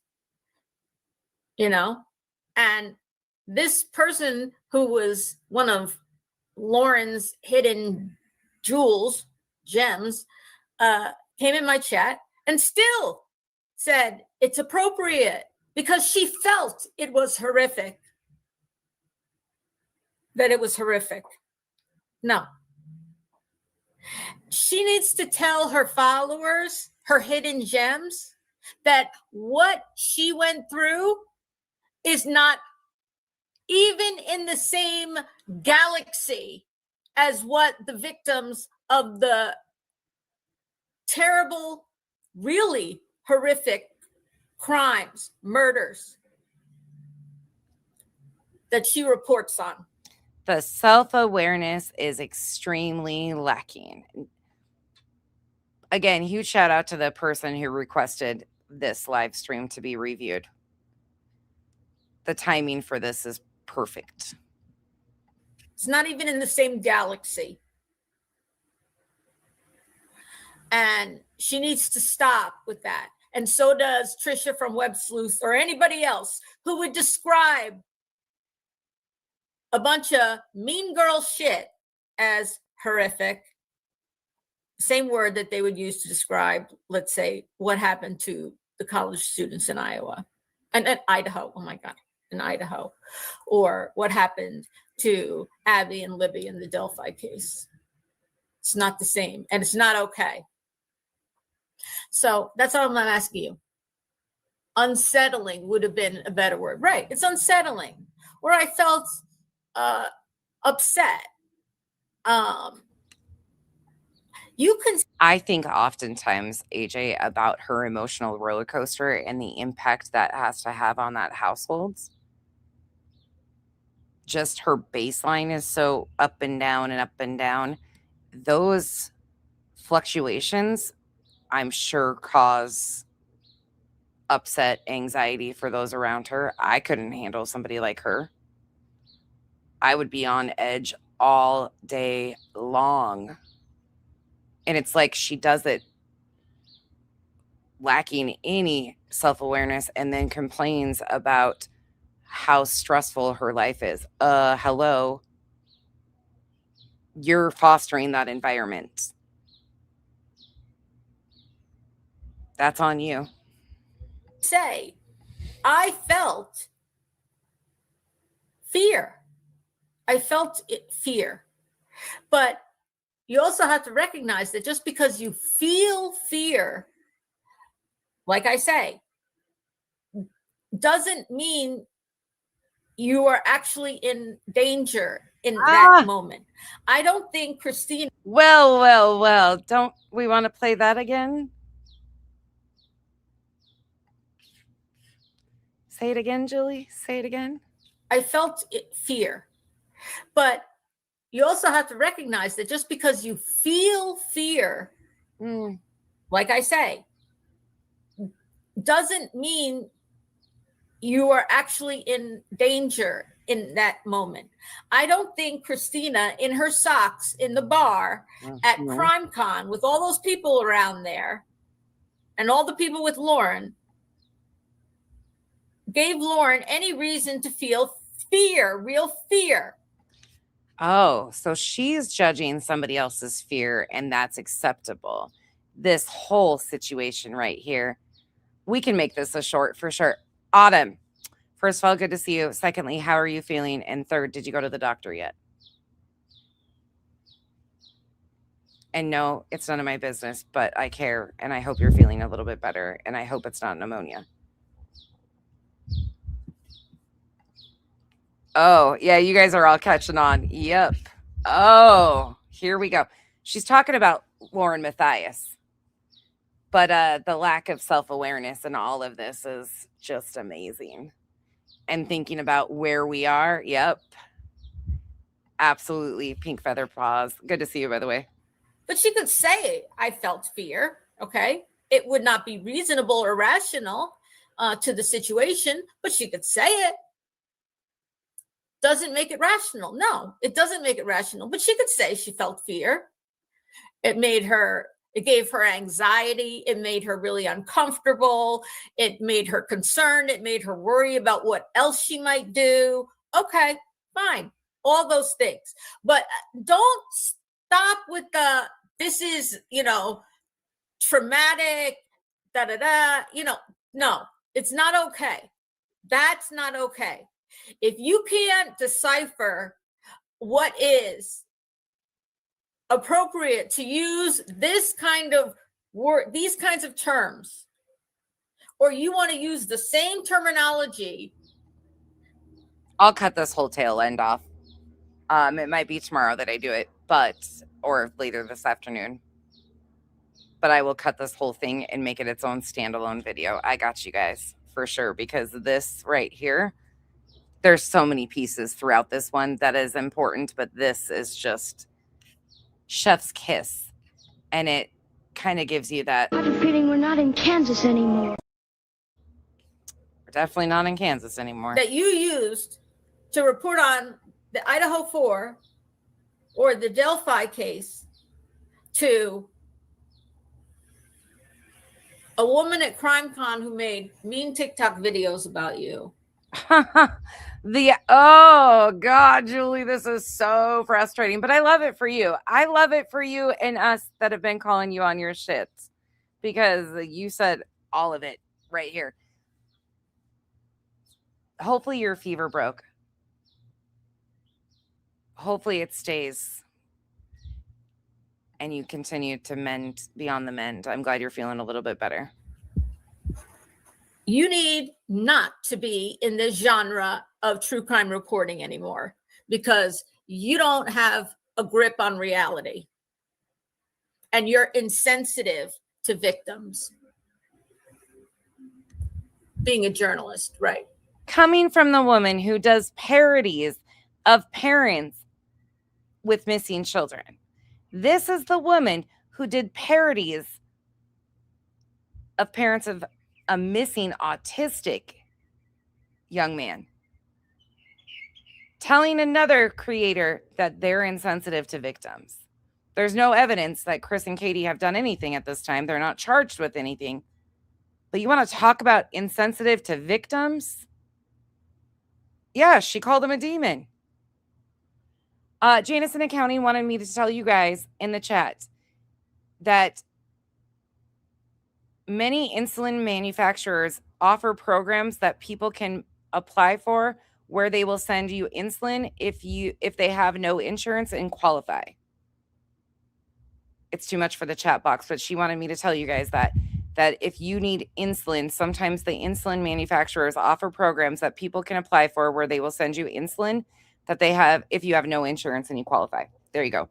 Thank you for that information, Janice in accounting. I love when you guys do that and you guys are trying to help each other out. Thank you. We keep waiting for the proof of this and that and the stalking. Yeah, I know. Well, there is no crime. Like I said, there was no crime. Wait, what was that? You keep waiting for evidence of all these stalkings and there was no crime. God, this is great. We keep waiting for the proof of this and that and the stalking. Yeah, I know. If you're a fellow creator or a clip channel or anything and you want this is my copy of it. Reach out to me and I'll send you the copy if you want to clip any of this so you can take it without my commentary. Feel free. Sharing is caring. Well, there is no crime. Like I said, there was no crime. I think she was more angry than fearful by the way she acted. Yeah. I don't think she liked being threatened that people are going to reveal things that she said. Who would? Thank you, Amy. You know, Amy, do you mind if I share that? If I repost that today on my community wall? if I say something to you in confidence, right? And I say something mean about somebody else, but I say it to you in confidence as my friend, and I'm just blowing off steam. And then we have a fight, and then you say, I'm going to release all these mean things that you said. Well, that would piss me off too. Oh. And it might make me feel nervous and worried and anxious about what you're going to do and how you're going to put it out and who you're going to tell and how you're going to tell it. And oh, well. I guess those release of messages that people were so clutching their pearls over, to me, many of us knew that wasn't a shot at me because boring. But to get others, Julie admitted that she would be nervous about somebody doing something like that. Thank you, Amy. Hey, Pointer Lover. Let's back that up and listen to that again. Like I said, they were performing for others and trying to tell people what's to come if they step out of line. Not me. I created my own lane. I know where my lines are. I said there was no crime. I think she was more angry than fearful by the way she acted. Yeah. I don't think she liked being threatened that people are going to reveal things that she said. Who would? You know, if I say something to you in confidence, right? And I say something mean about somebody else, but I say it to you in confidence as my friend, and I'm just blowing off steam. And then we have a fight, and then you say, I'm going to release all these mean things that you said. Well, that would piss me off too. Right. And it might make me feel nervous and worried and anxious about what you're going to do and how you're going to put it out and who you're going to tell and how you're going to tell it. And is it going to be the full story? And is it going to have context and things like that? I could be really, it could give me a lot of anxiety, but it's not horrific and it's not a crime. It's not a crime to be a tattletale or be a, be a shitty friend or be a mean girl or a bad person. It's not a crime. Oh. And you can't weaponize the court system. Oh, well, what? It's not a crime to be a mean girl? Well. To stop and to silence people. And the idea that one of Lauren's hidden gems came in my chat and told me that I need to stop talking about Lauren was outrageous. Fuck you, Lauren, and your hidden gems. Don't come in my chat saying, don't talk about this. Fuck that. Free speech. I'll talk about what I want to. And you have the right to talk about me too. Go ahead. Make a Reddit post about me saying, fuck you, hidden gems. Your hidden gems suck. Go ahead and make a mean TikTok video right now about me. I promise you I will not file criminal complaints. Right? Wow. Get the hell. I fucking love this for her and us. So much. This came back at the best appropriate time. Let's just take it back and hear that one more time, because before I clip it out and make it its own little video, I think this is just great. I think this whole end section needs to be clipped out and just highlighted over and over again. Stop talking about Lauren was outrageous. Fuck you, Lauren, and your hidden gems. Don't come in my chat saying, don't talk about this. Fuck that. Free speech. I'll talk about what I want to. And you have the right to talk about me too. Go ahead. Make a Reddit post about me saying, fuck you, hidden gems. Your hidden gems suck. Go ahead and make a mean TikTok video right now about me. I promise you I will not file criminal complaints. Oh, yeah. Right? Revival could do that whole. Get the hell out of my chat. Don't come in here saying that. Not very gem-like. No, it's not very gem-like. It's not very fair. And don't you think Lauren at this point should say something as opposed to weaponizing or being aware that her gems are out there going into people's chats and trying to silence them and trying. What about you, Julie? When I started my coverage on you, reaching out to every creator that overlaps, that doesn't, some of them don't even know who I am and I've never even spoke to, that you reached out to. But since you've reached out to them, I've spoken to a few of them, people I didn't even know, but gotten to know a couple people. You reached out and tried to sway everybody against me, wanting to have private conversations. Earth has shown her emails, but I'm sitting on a few more in my email of people that reached out to me and said, why is she reaching out to me? I have no idea. You were so hell-bent on silencing me for reviewing you. How dare I? I'm the most horrific person in the fucking world.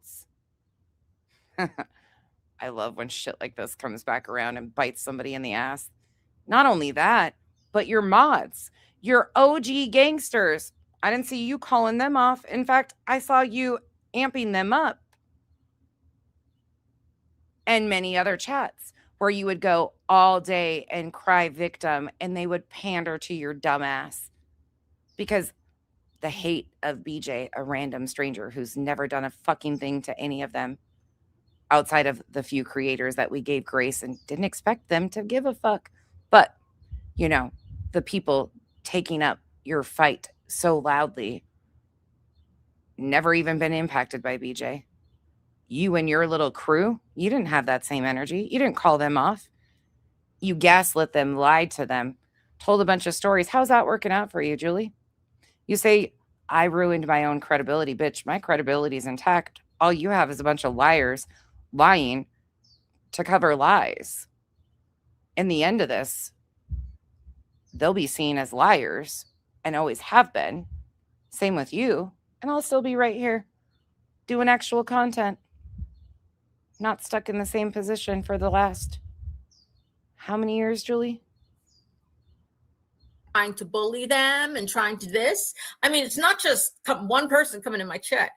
I mean, you should read the comments people write to me on some of my videos.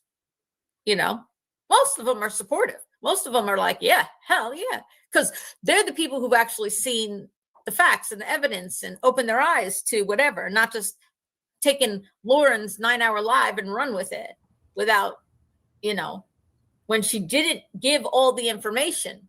Well, let's try again. What did you just say here? This is why I made time for this today.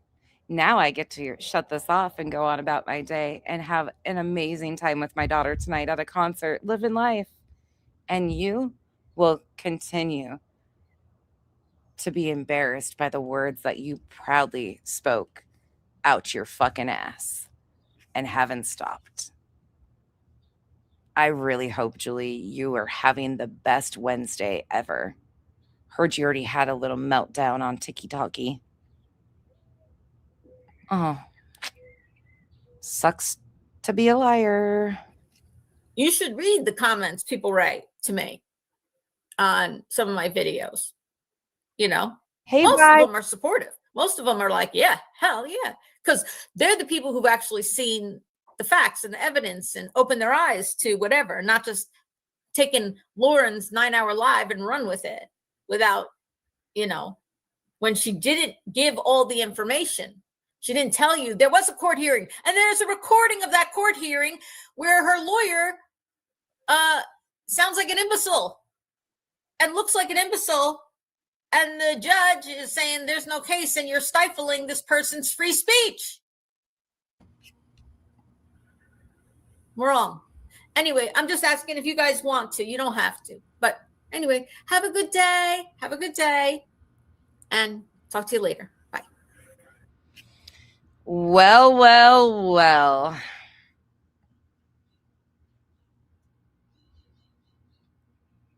What do you think of that one, you guys? Pretty amazed, huh? Yeah, Pika. She hit her YouTube channel at, the story goes that others had advised her to hide her YouTube channel, thinking that it would prevent the further reviews of her. I don't know why they did that, or slow us down from using her own words to prove her lies. It didn't, but she was advised to, according to what she tells people, to hide her channel. She did. She unhid it for a few days, or I don't even think it was like, was it 2 full days that it was up? And then after she went on panel with Bitter Tea and bombed Bigger Than Shit with a bunch of lies and used Bitter Tea for her performance, she hit it again. And now she's over on TikTok because she publicly got embarrassed the other day. Queen was doing content and talking about stuff that had happened with ED, elevated delusions. And Clue came in and told the chat that Julie had been blocked from their Discord because of the third police report Julie made with a bunch of lies on Queen. So when that was done publicly, she got mortified and is having a shit fit about her coworkers and publicly humiliating her and running her mouth to a bunch of people. And now she's run into TikTok to stir shit. She is involving creators again and everything. So she wouldn't name creators to the police department, but now she's going on TikTok to spin new stories when they don't match her previous stories at all. It's quite the interesting situation. Hey, Dutch. Hope you're feeling better. All right, you guys, I am out. Nope, so far it's not back. Hey, Steven. Nope, so far it's still down. Yes, she had from what I understand, Tiff, she got a terms of service violation and she has been streaming on Twitch. That is what I know. I've never been to Twitch, so I don't really know anything about it. I hope all of you have a wonderful rest of your Wednesday. I will see you guys maybe a little bit tomorrow. I don't know. We might just do a members only chat tomorrow. Friday, I'm not sure if I will see you or not. My sis gets to town on Friday. Tomorrow, we're taking my niece and my in-laws to dinner. So the next few days are kind of crazy, and I've got some projects going on, but I will see you guys very soon. I'll probably pop in and do a member stream and just bullshit with you guys, or maybe I'll do some content, but I'll see you guys around. And then we'll just play it by ear. Me and my sister are going to do some content while she's here and bullshit with you guys so you guys can hang out with us a little bit. But I have a 0 glitter policy at this point in time. If you remember last time she was here, it looked like a fucking strip club in my household afterwards because there was glitter everywhere in unholy places because she has glitter obsession and was doing craft projects with the kids. I think there's still glitter existing. So she is not allowed to have glitter this time, but they have other little arts and crafts projects. And I think her and Kenzie are going to get tattoos for Kenzie's birthday. They're going to go get a matching tattoo. I will. Thank you. Oh, my Atlanta. We're going to see Pitbull. Really good, Mercedes girl. So far, so good. I'll take you guys with us tonight for a little bit. As long as I don't remember. I didn't take you guys to the Meghan Trainor concert because I had the little one with me, but it's the same venue we watched Meghan Trainor at. It's a really cool venue. So if there's ability for me to stream some, I'll stream some because it's going to be fun. I'm super excited. And then I'll try to take it's my adult niece that is here visiting, Kyle's niece, our niece. She's the cutest thing ever. They came over last night. So anywho, I hope you guys all have a great week. Yes, the concert's tonight, Dutch. And I will see you guys very soon. Stay safe out there. Protect your peace. And remember, the noise is going to get loud because when you have nothing but lies, you got to spin them as loud and as proud as you can. But that's why nobody over here is remotely phased. When they start standing on something or for something, they might play a factor. Until then, put headphones in with something else. Bye, you guys.